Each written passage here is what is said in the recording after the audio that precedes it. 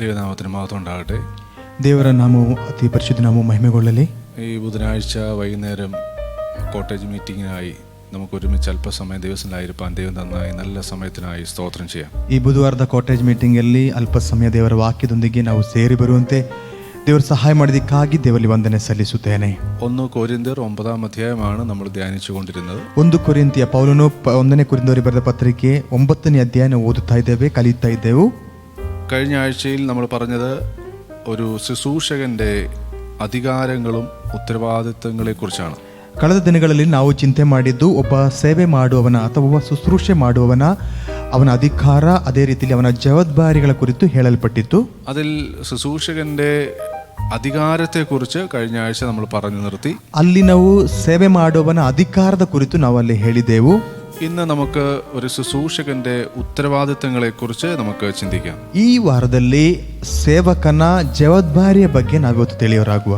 ശുശ്രൂഷകൻ എന്ന് പറയുമ്പോൾ എപ്പോഴും നമ്മുടെ മനസ്സിലിരിക്കണം, അതൊരു പാസ്റ്റർ എന്ന് മാത്രമല്ല, എല്ലാവരും വിളിക്കപ്പെട്ട എല്ലാവരും ശുശ്രൂഷകരാണ്. ಶುಶ್ರೂಷೆ ಮಾಡುವನು ಎಂಬುದಾಗಿ ಹೇಳುವಾಗ ಅದೊಬ್ಬ ಪಾಸ್ಟರ್ ಮಾತ್ರವಲ್ಲ, ಕರೆಯಲ್ಪಟ್ಟ ಎಲ್ಲರೂ ಶುಶ್ರೂಷಕರೇ ಆಗಿದ್ದಾರೆ. പ്രസംഗിക്കുന്നത് മാത്രമല്ല ശുശ്രൂഷ, ಪ್ರಸಂಗ ಮಾಡೋದು ಮಾತ್ರವಲ್ಲ ಶುಶ್ರೂಷೆ. നിങ്ങൾ ദൈവരാജ്യത്തിൽ ദൈവത്തിനു വേണ്ടി, ദൈവരാജ്യത്തിൻ്റെ ആ ഒരു വർക്കിനു വേണ്ടി അല്ലെങ്കിൽ ഒരു സഭയ്ക്ക് വേണ്ടി നിങ്ങൾ എന്ത് ചെയ്താലും അത് ശുശ്രൂഷയാണ്.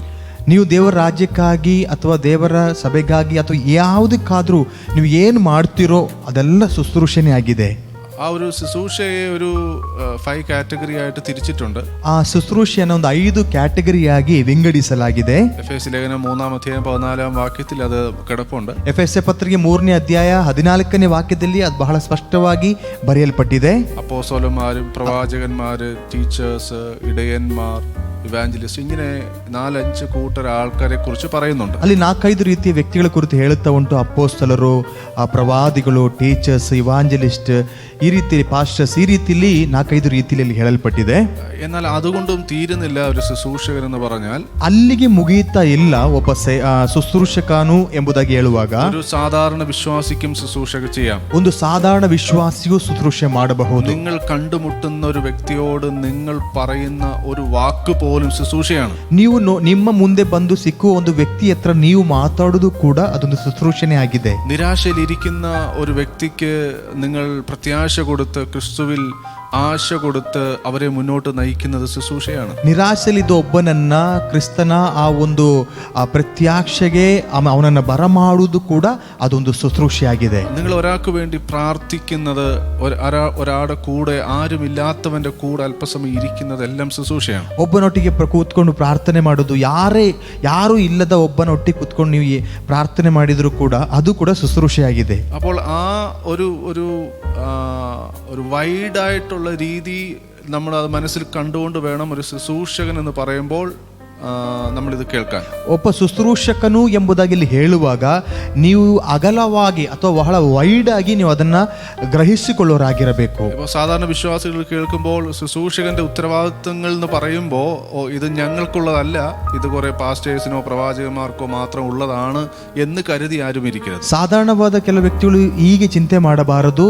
ಶುಶ್ರೂಷಕರು ಎಂಬುದಾಗಿ ಹೇಳುವಾಗ ಅದು ಪಾಸ್ಟ್ರೋ, ಪ್ರವಾದಿಗಳು ಇಂಥವರಿಗೋಸ್ಕರ ಮಾತ್ರ ಎಂಬುದಾಗಿ ನೀವು ಹಾಗೆ ಚಿಂತೆ ಮಾಡಬೇಡಿ. കാരണം നമ്മളെ വിളിച്ചത് അന്ധകാരത്തിൽ നിന്നാണ്. ಯಾಕೆಂದ್ರೆ ನಮ್ಮನ್ನ ಕರೆದಿರುವುದು ಅಂಧಕಾರದಿಂದ. കർത്താവിന്റെ അത്ഭുത പ്രകാശത്തിലേക്കാണ് നമ്മളെ വിളിച്ചത്. ಕರ್ತನ ಅದ್ಭುತ ಪ್ರಕಾಶಕ್ಕೆ ನಮ್ಮನ್ನು ಕರೆದಿದ್ದಾನೆ. ആ പ്രകാശത്തിലേക്ക് നമ്മൾ ഒരിക്കൽ വന്നിട്ടുണ്ടെങ്കിൽ നമുക്ക് വെറുതെ ഇരിക്കാൻ പറ്റില്ല. ಆ ಪ್ರಕಾಶಕ್ಕೆ ಒಬ್ಬರು ಬಂದರೆ ಅವರಿಗೆ ಸುಮ್ಮನೆ ಕೂರಕ್ಕಾಗುವುದಿಲ್ಲ. ആ വിളിച്ചവനെ കുറിച്ചുള്ള സുവിശേഷം, അവനെ കുറിച്ചുള്ള സുവാർത്ത നമ്മൾ പറഞ്ഞുകൊണ്ടേയിരിക്കണം. ಆ ಕರೆದವನ ಕುರಿತಿರುವಂತ ಸುವಾರ್ತೆ ನಾವು ಹೇಳುತ್ತಾನೇ ಇರಬೇಕು. നാം അന്ധകാരത്തിൽ ആയിരുന്നപ്പോൾ എങ്ങനെയായിരുന്നു, നാം ഇന്ന് ഈ വെളിച്ചത്തിലേക്ക് വന്നപ്പോൾ നമുക്ക് വന്ന മാറ്റങ്ങൾ, ഇതൊക്കെ നമുക്ക് നമ്മുടെ ചുറ്റുമുള്ളവരോട് സംസാരിക്കാൻ. ನಾವು ಅಂಧಕಾರದಿಂದ ಇದ್ದಾಗ ಹೇಗಿದ್ದೆವು, ಈಗ ಅಂಧಕಾರ ಬಿಟ್ಟು ಬೆಳಕಿನಡೆಗೆ ಬಂದಾಗ ನಮ್ಮ ಸಿಚುವೇಶನ್ ಹೇಗಿದೆ ಎಂಬುದಾಗಿ ನಮ್ಮ ಸುತ್ತಮುತ್ತಲಿರೋರಿಗೆ ನಾವು ಶೇರ್ ಮಾಡಬೇಕು. അപ്പോൾ ശുശ്രൂഷകന്റെ ഉത്തരവാദിത്തങ്ങൾ എന്ന് പറഞ്ഞാൽ വിളിക്കപ്പെട്ട ക്രിസ്തുവിന്റെ രക്തത്താൽ കഴുകൽ പ്രാപിച്ച അവൻ്റെ ആ സഭയുടെ അവൻ്റെ ആ ശരീരത്തിൻ്റെ ഭാഗമായിരിക്കുന്ന എല്ലാവർക്കുമുള്ള ഉത്തരവാദിത്വത്തെക്കുറിച്ചാണ് താഴോട്ട് പറയുന്നത്. ಆ ಶುಶ್ರೂಷೆಯ ಜವಾಬ್ದಾರಿಕೆಯ ಬಗ್ಗೆ ಹೇಳುವಾಗ ಆತನ ರಕ್ತ ಕೊಟ್ಟು ಬಿಡುಗಡೆಗೊಳಿಸಿದ ಆತನ ವಿಷಯದಲ್ಲಿ ಆಮೇನ್ ಎಲ್ಲರೂ ಕೂಡ ಆ ಶುಶ್ರೂಷಕರು ಎಂಬುದಲ್ಲಿ ನಾನಿಲ್ಲಿ ತಿಳಿಸುವನಾಗಿದ್ದೇನೆ. 16ാമത്തെ വാക്യത്തിൽ പൗലോസ് ഇപ്രകാരം പറയുന്നു, ഞാൻ സുവിശേഷം അറിയിക്കുന്നില്ല എങ്കിൽ എനിക്ക് അയ്യോ കഷ്ടം. 9ನೇ ಅಧ್ಯಾಯ ಪೌಲ ಕೊರಿಂಥದವರಿಗೆ ಬರೆದ ಪತ್ರಿಕೆ 9ನೇ ಅಧ್ಯಾಯ ಅದರ 16ನೇ ವಾಕ್ಯ ಹೇಳ್ತಾ ಉಂಟು, ನಾನು ಸುವಾರ್ತೆಯನ್ನು ಸಾರಿದರೂ ಹೊಗಳಿಕೊಳ್ಳುವುದಕ್ಕೆ ನನಗಿನ ಆಸ್ಪದವಿಲ್ಲ. ഞാൻ സുവിശേഷം അറിയിക്കുന്നു എങ്കിൽ എനിക്ക് പ്രശംസിക്കാനൊന്നുമില്ല. നിർബന്ധം എന്റെ മേൽ കിടക്കുന്നു. ನೋಡಿ, ನಾನು ಸುವಾರ್ತೆಯನ್ನು ಸಾರಿದರೆ ಹೊಗಳಿಕೊಳ್ಳುವುದಕ್ಕೆ ನನಗೆ ಆಸ್ಪದವಿಲ್ಲ. ಸಾರಲೇಬೇಕೆಂಬ ನಿರ್ಬಂಧ ನನಗುಂಟು. ಸಾರದಿದ್ದರೆ ನನ್ನ ಗತಿಯನ್ನು ಏನು ಹೇಳಲಿ. ഞാൻ സുവിശേഷം അറിയിക്കുന്നില്ല എങ്കിൽ എനിക്ക് അയ്യോ കഷ്ടം. ನೋಡಿ, ಅದೇ ನಾನು ಸಾರದಿದ್ದರೆ ನನ್ನ ಗತಿಯನ್ನು ಏನು ಹೇಳಲಿ. ഇത് പൗലോസ് പറഞ്ഞത് മാത്രമല്ല, ಇದು ಪೌಲನು ಮಾತ್ರ ಹೇಳಿರೋ ವಿಷಯವಲ್ಲ. അല്ലെങ്കിൽ ഒരു പാസ്റ്റർ അല്ലെങ്കിൽ പ്രവാചകൻ അല്ലെങ്കിൽ അപ്പോസ്തലൻ മാത്രം അല്ലെങ്കിൽ അവരുടെ മേൽ കിടക്കുന്ന ഉത്തരവാദിത്വമല്ല. ಇದು ಒಬ್ಬ ಪಾಸ್ಟ್ರು, ಅದು ಪ್ರವಾದಿಯೋ ಅಪೋಸ್ತಲರು ಇವರ ಮೇಲೆ ಇರುವಂತ ಒಂದು ಶುಶ್ರೂಷೆ ಮಾತ್ರವಲ್ಲ. വിളിക്കപ്പെട്ട വിളിയുള്ള എല്ലാവരും പറയേണ്ട ഒരു കാര്യമാണ്, ഞാൻ സുവിശേഷം അറിയിക്കുന്നു എങ്കിൽ എനിക്ക് പ്രശംസിക്കാനൊന്നുമില്ല. ಆ ಶುಶ್ರೂಷೆ ಅದು ಯಾರನ್ನೆಲ್ಲ ದೇವರು ಕರೆದಿದ್ದಾರೆ, ಈ ಕರೆಯುವಿಕೆಯಲ್ಲಿ ಬಂದಂತ ಪ್ರತಿಯೊಬ್ಬರು ಹೇಳಬೇಕಾದಂತ ಒಂದು ಮಾತಾಗಿದೆ, ನಾನು ಸುವಾರ್ತೆಯನ್ನು ಸಾರಿದರೂ ಹೊಗಳಿಕೊಳ್ಳುವುದಕ್ಕೆ ನನಗೆ ಆಸ್ಪದವಿಲ್ಲ. കാരണം ഒരു നിർബന്ധം എൻ്റെ മേൽ കിടക്കുന്നു. ಯಾಕೆಂದರೆ ಒಂದು ನಿರ್ಬಂಧ ನನಗುಂಟು. അതാരുടെ നിർബന്ധമാണ്? ಅದು ಯಾರ ನಿರ್ಬಂಧವಾಗಿದೆ? അതൊരു പാസ്റ്ററുടെ നിർബന്ധമല്ല. ಅದೊಂದು ಪಾಸ್ಟರ್ ನಿರ್ಬಂಧವಲ್ಲ. നിങ്ങൾ ഏത് ചർച്ചിലും ആയിക്കൊള്ളട്ടെ, ನೀವು ಯಾವ ಸಭೆಯಲ್ಲೂ ಆಗಿರ್ರಿ, ആ ചർച്ചിലെ പാസ്റ്റർ പറഞ്ഞിട്ടല്ല നിങ്ങൾ സുവിശേഷം പറയേണ്ടത്. ಆ ಸಭೆಯ ಪಾಸ್ಟರ್ ಹೇಳಿ ಅಲ್ಲ ನೀವು ಸುವಾರ್ತೆ ಹೇಳಬೇಕಾಗಿದ್ದು. നിങ്ങൾക്ക് തന്ന പിതാവിന്റെ വാഗ്ദത്തമായ എന്നും എന്നേക്കും നിങ്ങളുടെ കൂടെ ഇരിക്കും എന്ന് പറഞ്ഞ പരിശുദ്ധാത്മാവ് നിങ്ങളുടെ ഉള്ളിലിരുന്ന് നിർബന്ധിച്ചിട്ടാണ് നിങ്ങൾ സുവിശേഷം പറയേണ്ടത്. ಆ ಯಾವಾಗಲೂ ನಿಮ್ಮೊಟ್ಟಿಗೆ ಸಹಾಯಕನು ಇರುತ್ತಾನೆ ಎಂಬುದಾಗಿ ಹೇಳಿದಂತಹ ಪರಿಶುದ್ಧಾತ್ಮ ನಿಮ್ಮಲ್ಲಿ ಇದ್ದುಕೊಂಡು ನಿರ್ಬಂಧ ಮಾಡುತ್ತಾ ಉಂಟು. അതുകൊണ്ടാണ് പറയുന്നത് എനിക്ക് പ്രശംസിക്കാൻ ഒന്നുമില്ല. ಅದಕ್ಕೆ ವಾಕ್ಯ ಹೇಳ್ತಾ ಉಂಟು, ನನಗೆ ಹೊಗಳಿಕೊಳ್ಳುವುದಕ್ಕೆ ಆಸ್ಪದವಿಲ್ಲ. യേശു കർത്താവ് പറഞ്ഞത്, നിങ്ങൾ ഒരിടത്ത് ചെന്ന് നിങ്ങൾ വാ തുറക്കുമ്പോൾ നിങ്ങൾക്ക് എന്താ പറയേണ്ടത് പരിശുദ്ധാത്മാവ് അറിയിച്ചു തരും. ಯೇಸು ಕ್ರಿಸ್ತನು ಕೂಡ ಹೀಗೆ ಹೇಳಿದನು, ನೀವು ಒಂದು ಸ್ಥಳಕ್ಕೆ ಹೋದಾಗ ಅಲ್ಲಿ ನೀವು ಮಾತಾಡೋ ಸಂದರ್ಭದಲ್ಲಿ ನೀವು ಬಾಯಿಂದ ಏನು ಹೇಳಬೇಕೆಂಬುದು ಪರಿಶುದ್ಧಾತ್ಮ ನಿಮ್ಮ ಬಾಯಲ್ಲಿ ಹೇಳಿಕೊಡುವನೆಂಬುದಾಗಿ. അപ്പോൾ സുവിശേഷം പറയുന്നത് പോലും നിങ്ങളല്ല. ಹಾಗಿರುವಾಗ ಸುವಾರ್ತೆ ಹೇಳುವುದು ಕೂಡ ನೀವಲ್ಲ.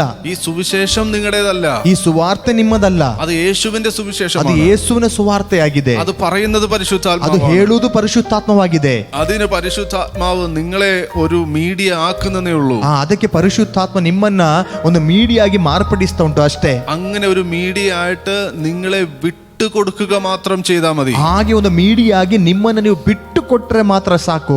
യേശു പത്രോസിനോട് പറഞ്ഞു, ಯೇಸು ಪೇತ್ರನ ಹೇಳಿದನು, പത്രോസേ നിന്റെ പടക് കുറച്ചു നേരം എനിക്ക് വിട്ടതാ. ಪೇತ್ರನೇ, ನಿನ್ನ ಹಡಗನ್ನ ಸ್ವಲ್ಪ ಹೊತ್ತಿ ನನಗೆ ಕೊಡು. പത്രോസ് ആ പടക് യേശുവിന് വിട്ടുകൊടുത്തു.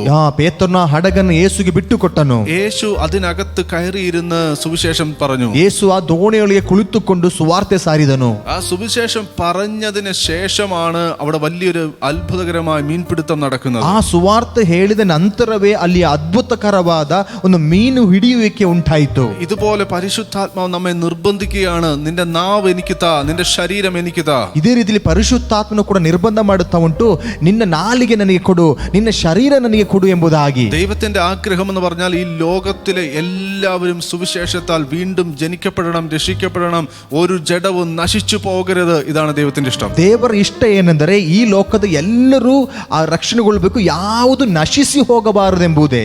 അതിന് ചില ശരീരങ്ങളെ ദൈവത്തിന് വേണം. ಅದಕ್ಕೆ ಕೆಲವು ಶರೀರ ದೇವರಿಗೆ ಬೇಕು. കാരണം ഈ ശരീരത്തിലൂടെയാണ് ആത്മാവ് പ്രവർത്തിക്കുന്നത്. ಯಾಕೆಂದ್ರೆ ಈ ಶರೀರದ ಮುಖಾಂತರವೇ ಆತ್ಮನು ಪ್ರವೃತ್ತಿ ಮಾಡುವುದು. ഈ എന്റെ നാവിലൂടെയാണ് സംസാരിച്ചു കൊണ്ടിരിക്കുന്നത്. ನನ್ನ ನಾಲಿಗೆ ಉಪಾದಿಲಿ ಆ ಮಾತಾಡುವನಾಗಿದ್ದಾನೆ. ഇന്ന് ഞങ്ങൾ സംസാരിക്കുമ്പോൾ ഇത് ഞങ്ങളല്ല, പരിശുദ്ധാത്മാവാണ് ഞങ്ങളിലൂടെ സംസാരിക്കുന്നത്. ಇವತ್ತು ನಾವು ಮಾತಾಡುತ್ತಿರುವಾಗ ಇವತ್ತು ನಾವೆಲ್ಲ ಮಾತಾಡುತ್ತಿರುವುದು ಪರಿಶುದ್ಧಾತ್ಮ ನಮ್ಮ ಮುಖಾಂತರ ಮಾತಾಡುತ್ತಾ ಉಂಟು. ഇത് ആർക്കൊക്കെയോ വേണ്ടിയ പരിശുദ്ധാത്മാവ് ಇದು സംസാരിക്കുക. ಯಾರಿಗೆಲ್ಲೋ ಓಸ್ಕರವಾಗಿ ಆಮೇಲೆ ಪರಿಶುದ್ಧಾತ್ಮ ಮಾತಾಡ್ತಾ ಉಂಟು. ഈ ഞങ്ങൾ സംസാരിച്ചു കൊണ്ടിരിക്കുന്ന സമയവും ആരൊക്കെയോ ഇത് സ്പർശിക്കുന്നുണ്ട്, ആരൊക്കെയോ ഇത് ടച്ച് ചെയ്യുന്നുണ്ട്. ನಾವು ಮಾತಾಡ್ತಿರುವಾಗಲೇ ಯಾರನ್ನಲ್ಲೋ ಈ ವಾಕ್ಯಗಳು ಸ್ಪರ್ಶಿಸ್ತಾ ಉಂಟು.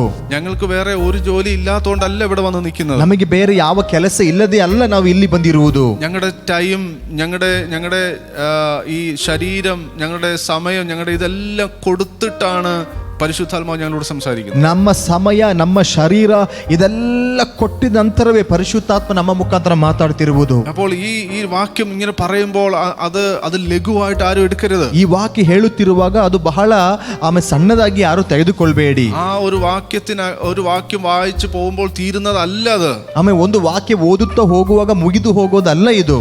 അവിടെ പറയുന്നു, സുവിശേഷം നിങ്ങൾ പറയുന്നെങ്കിൽ നിങ്ങൾക്ക് പ്രശംസിക്കാൻ ഒന്നുമില്ല, നിർബന്ധം കിടക്കുന്നു. ನಾನು ಸುವಾರ್ತೆಯನ್ನು ಸಾರಿದರೂ ಹೊಗಳಿಕೊಳ್ಳುವುದಕ್ಕೆ ನನಗೆ ಆಸ್ಪದವಿಲ್ಲ, ಸಾರಲೇಬೇಕೆಂಬ ನಿರ್ಬಂಧ ನನಗುಂಟು എന്ന് പറഞ്ഞാൽ പരിശുദ്ധാത്മാവ് ഓരോരുത്തന്റെയും ഉള്ളിൽ ഇരുന്ന് സംസാരിക്കുന്നുണ്ട്. ಅಂದರೆ ಪರಿಶುದ್ಧಾತ್ಮನು ಒಬ್ಬೊಬ್ಬರ ಒಳಗಿದ್ದುಕೊಂಡು ಮಾತಾಡ್ತಾ ಉಂಟು. പക്ഷെ പലപ്പോഴും നമ്മൾ ഹെസിറ്റേഷൻ, നമ്മുടെ ഉള്ളിൽ ഒരു ഹെസിറ്റേഷൻ വരിക. ಆದ್ರೆ ನಮ್ಮ ಜೀವಿತದಲ್ಲಿ ಯಾವಾಗಲೂ ಏನಾಗ್ತಾ ಉಂಟು, ಒಂದು ಹೆಸಿಟೇಷನ್ ಬರ್ತಾ ಉಂಟು. വചനം അറിയാത്തത് കൊണ്ട് അത് വരുന്നത്. ಯಾಕಂದ್ರೆ ವಾಕ್ಯ ತಿಳಿಯದೆ ಇರುವುದರಿಂದ ಅದು ಬರ್ತಾ ಉಂಟು. എന്നെ കൊണ്ട് സുവിശേഷം പറയാൻ പറ്റുമോ?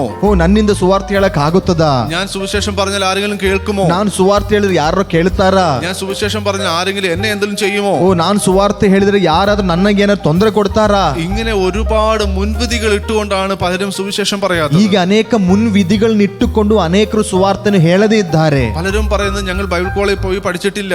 ಕೆಲವರು ಹೇಳ್ತಾರೆ ನಾವು ಬೈಬಲ್ ಕಾಲೇಜ್ ಹೋಗಿ ಕಲ್ತಿದ್ದೇನಿಲ್ಲ. പലരും ഞങ്ങൾക്ക് സംസാരിക്കാൻ അറിയത്തില്ല. ಕೆಲವರು ಹೇಳ್ತಾರೆ ನಮಗೆ ಮಾತಾಡಕ್ ಗೊತ್ತಿಲ್ಲ. ഞങ്ങൾക്ക് രണ്ടുപേർ മുമ്പിൽ നിന്ന് സംസാരിക്കാൻ ഞങ്ങൾക്ക് ബുദ്ധിമുട്ടുണ്ട്. ನಮಗೆ ಇಬ್ಬರ ಜನರ ಮುಂದೆ ನಿಂತು ಮಾತಾಡಕ್ಕೆ ಕಷ್ಟ ಉಂಟು. ഇങ്ങനെ അനേക എക്സ്ക്യൂസുകൾ പറഞ്ഞ് പലരും സുവിശേഷത്തിൽ നിന്ന് പിന്മാറുകയാണ്. ಈ ರೀತಿ ಅನೇಕ ಕಾರಣಗಳು ಹೇಳುವ ಮುಖಾಂತರವಾಗಿ ಅನೇಕರು ಸುವಾರ್ತೆಯಿಂದ ಹಿಂದಿರುಗಿ ಹೋಗ್ತಾರೆ. എന്നാൽ വചനം എന്താ പറയുന്നത്? ಆದ್ರೆ ವಾಕ್ಯ ಏನ್ ಹೇಳ್ತಾ ಉಂಟು? നിർബന്ധം നിന്റെ മേൽ കിടക്കുന്നു. ನಿರ್ಬಂಧ ನಿನ್ನ ಮೇಲೆ ಉಂಟು. നീ ആരാണോ, എന്താണോ, നിന്റെ ബാക്ക്ഗ്രൗണ്ട് എന്താ, നിന്റെ എഡ്യൂക്കേഷനോ ക്വാളിഫിക്കേഷനോ ഇതൊന്നും ഇവിടെ വചനം ചോദിക്കുന്നില്ല. ಯಾರು ನೀನು, ನಿನ್ನ ಎಜುಕೇಶನ್ ಏನು, ನಿನ್ನ ಕ್ವಾಲಿಫಿಕೇಶನ್ ಏನು ಎಂಬುದು ವಾಕ್ಯದಲ್ಲಿ ಕೇಳುತ್ತಾ ಇಲ್ಲ. ഒറ്റ കാര്യം മാത്രമേ ചോദിക്കുന്നുള്ളൂ. ಒಂದೇ ಒಂದು ಕಾರ್ಯ ಮಾತ್ರ ಕೇಳ್ತಾ ಉಂಟು. കുഞ്ഞാടിന്റെ രക്തത്താൽ നീ കഴുകൽ പ്രാപിച്ച വ്യക്തിയാണോ? ಕರ್ತನ ಅಥವಾ ಕುರಿಯ ಆ ಯಜ್ಞದ ಕುರಿಯ ರಕ್ತದಿಂದ ನೀನು ತೊಳೆಯಲ್ಪಟ್ಟಿದೀಯಾ? സ്നാനപ്പെട്ട് കർത്താവിനോട് ചേർന്ന വ്യക്തിയാണോ? ದೀಕ್ಷಾಸನಗೊಂಡು ಕರ್ತನೊಟ್ಟಿಗೆ ನೀನು ಸೇರಿದವನಾಗಿದೀಯಾ? നിന്റെ മേലെ ഒരു നിർബന്ധം കിടപ്പുണ്ട്. ಹಾಗಿದ್ದರೆ ನಿನ್ನ ಮೇಲೆ ಒಂದು ನಿರ್ಬಂಧ ನೆಲೆಗೊಂಡಿದೆ. നീ സുവിശേഷം പറഞ്ഞേ പറ്റത്തുള്ളൂ. ನೀನು ಸುವಾರ್ತೆ ಹೇಳಲೇಬೇಕು. ഹല്ലേലൂയ. ಹಾಲೆಲೂಯ. എന്തായി സുവിശേഷം പറയുക എന്ന് പറഞ്ഞാൽ? ಏನು ಸುವಾರ್ತೆ ಹೇಳುವುದೆಂದರೆ ഇത് വലിയ തിയോളജി ഒന്നും പഠിക്കണ്ട. ಈ ದೊಡ್ಡ ಥಿಯೋಲಜಿಯನ್ನು ಕಲಿಯ ಅವಶ್ಯಕತೆ ಇಲ್ಲ. പത്രോസിന്റെ ലേഖനത്തിൽ വളരെ സിമ്പിൾ ആയിട്ട് ഇത് പറയുന്നുണ്ട്. ಪೇತ್ರನ ಪತ್ರಿಕೆಯಲ್ಲಿ ಬಹಳ ಸಿಂಪಲ್ ಆಗಿ ಇದು ಹೇಳಿದ್ದಾನೆ. നാമോ അന്ധകാരത്തിൽ നിന്നും അത്ഭുത പ്രകാശത്തിലേക്ക് വിളിച്ചവന്റെ സദ്ഗുണങ്ങളെ ഘോഷിപ്പാൻ തക്കവണ്ണം ഒരു രാജകീയ പുരോഹിത വർഗമായി വിളിക്കപ്പെട്ടിരിക്കുന്നു. ಅಂಧಕಾರದಿಂದ ಬೆಳಕಿನೆಡೆಗೆ ಬರಲುಗೋಸ್ಕರವಾಗಿ ಅಂದ್ರೆ ರಾಜಕೀಯ ಪುರೋಹಿತ ಗಣವಾಗಕ್ಕೋಸ್ಕರವಾಗಿ ನಮ್ಮನ್ನ ಕರೆದವನ ಆ ಒಂದು ಮಹತ್ವವನ್ನು ವರ್ಣಿಸೋರಾಗಬೇಕೆಂಬುದು. ഇത്രയേ ഉള്ളൂ സുവിശേഷം, ഇത്രയേ ഉള്ളൂ. ಆಮೇಲೆ ಸುವಾರ್ತೆ ಎಂಬುದು ಇಷ್ಟೇ ಆಗಿದೆ. നമ്മളെ വിളിച്ചവന്റെ സദ്ഗുണങ്ങളെ ഘോഷിക്കുക, പറയുക, അത്രേ ഉള്ളൂ. ನಮ್ಮನ್ನ ಕರೆದವನ ಸದ್ಗುಣಗಳನ್ನ ಘೋಷಣೆ ಮಾಡುವುದು ಅಷ್ಟೇ. നമ്മളെ ജനിപ്പിച്ചവന്റെ സദ്ഗുണങ്ങളെ പറയുക, ನಮ್ಮನ್ನ ಹುಟ್ಟಿಸಿದವನ ಸದ್ಗುಣಗಳನ್ನು ಹೇಳುವುದು. ഈ ഭൂമിയിൽ ഭൗതികമായി നമ്മളെ ജനിപ്പിച്ചവനെ കുറിച്ച് നമ്മൾ പറയും.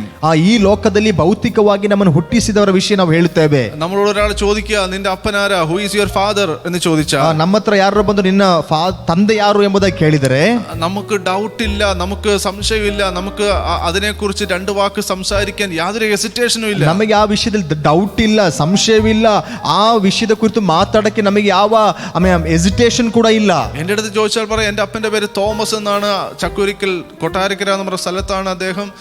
എയർഫോഴ്സിലായിരുന്നു, റിട്ടയർഡായി, ഇപ്പോൾ വീട്ടിലാണ്, വർക്ക് ചെയ്യുന്നു, സുവിശേഷ വേല ചെയ്യുന്നു. എനിക്ക് ഒരുപാട് കാര്യങ്ങൾ പറയാനുണ്ട്. ನನ್ನ ಹತ್ರ ನನ್ನ ತಂದೆ ಹೆಸರು ಕೇಳಿದ್ರೆ, ನನ್ನ ತಂದೆ ಹೆಸರು ಥೋಮಸ್ ಅಂತ ಹೇಳಿ, ಅವರು ಕೊಟ್ಟಾರಕರದಲ್ಲಿ ಇದ್ದಾರೆ, ಅವರು ಏರ್ಫೋರ್ಸ್ ಅಲ್ಲಿ ಇದ್ದರು, ಈಗ ಅವರು ಮನೆ ರಿಟೈರ್ಡ್ ಆಗಿ ಮನೆಯಲ್ಲಿ ಕೆಲಸ ಮಾಡ್ತಿದ್ರು ಎಂಬುದಾಗಿ ಹೇಳಕ್ಕೆ ನನಗೆ ಯಾವ ಹೆಸಿಟೇಷನೇ ಇಲ್ಲ.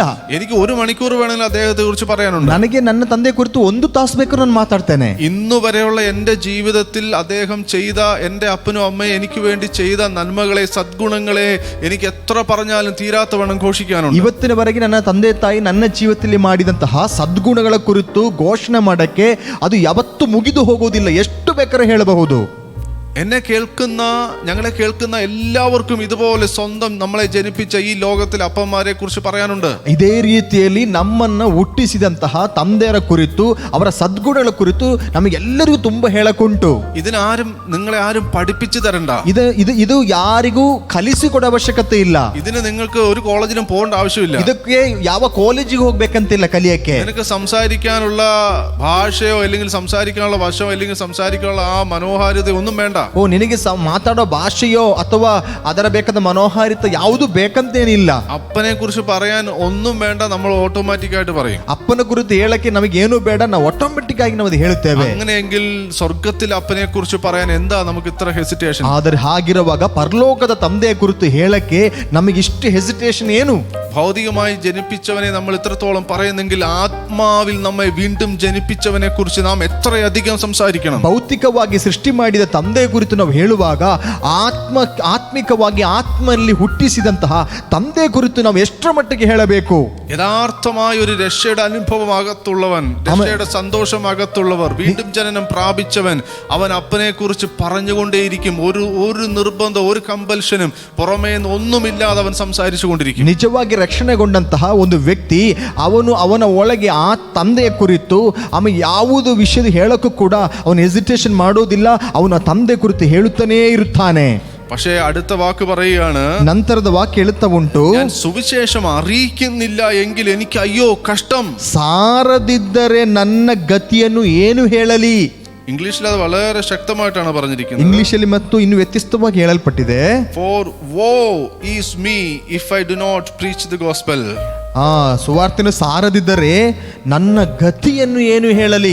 Woe unto me എന്ന് പറഞ്ഞാൽ ഞാൻ നശിക്കട്ടെ എന്നൊരു പദമാണ് അവിടെ പറയുന്നത്. ಆ ಒಂದು ವರ್ಡ್ನ ಮೀನಿಂಗ್ ಏನಂದ್ರೆ ನಾನು ನಾಶನೇ ಆಗಲಿ ಎಂಬುದಾಗಿ. മലയാളത്തിൽ അത് എനിക്ക് അയ്യോ കഷ്ടം എന്ന് മാത്രമേ പറയുന്നുള്ളൂ. ಮಲಯಾಳಂದಲ್ಲಿ ಅಯ್ಯೋ ಕಷ್ಟ ಅಂತೇಳಿ ಹೇಳ್ತಾ ಉಂಟು. അതുകൊണ്ടാണ് പലരും സുവിശേഷം അറിയിക്കാതിരിക്കുന്നത്. ಅದಕ್ಕೆ ಅನೇಕರು ಸುವಾರ್ತೆನ ಹೇಳುತ್ತಾ ಇಲ್ಲ.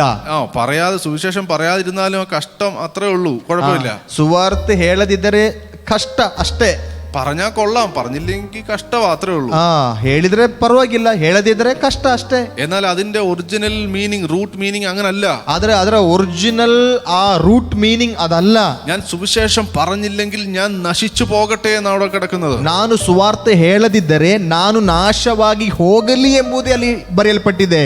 ആത്മാവിൽ ജനിപ്പിച്ച നമ്മുടെ അപ്പനെ കുറിച്ച് പറയാൻ നമുക്ക് നാണക്കേടാണെങ്കിൽ പിന്നെ ജീവിച്ചിരുന്നിട്ട് കാര്യമില്ല. ಆತ್ಮಲ್ಲಿ ಹುಟ್ಟಿಸಿದ ತಂದೆಯ ಕುರಿತು ನಾವು ಹೇಳಕ್ಕೆ ನಾವು ನಾಚಿಕೆ ಉಳ್ಳವರಾದರೆ ಮತ್ತೆ ಅಲ್ಲಿ ಏನು ಹೇಳಿಯೋ ಪ್ರಯೋಜನ ಇಲ್ಲ.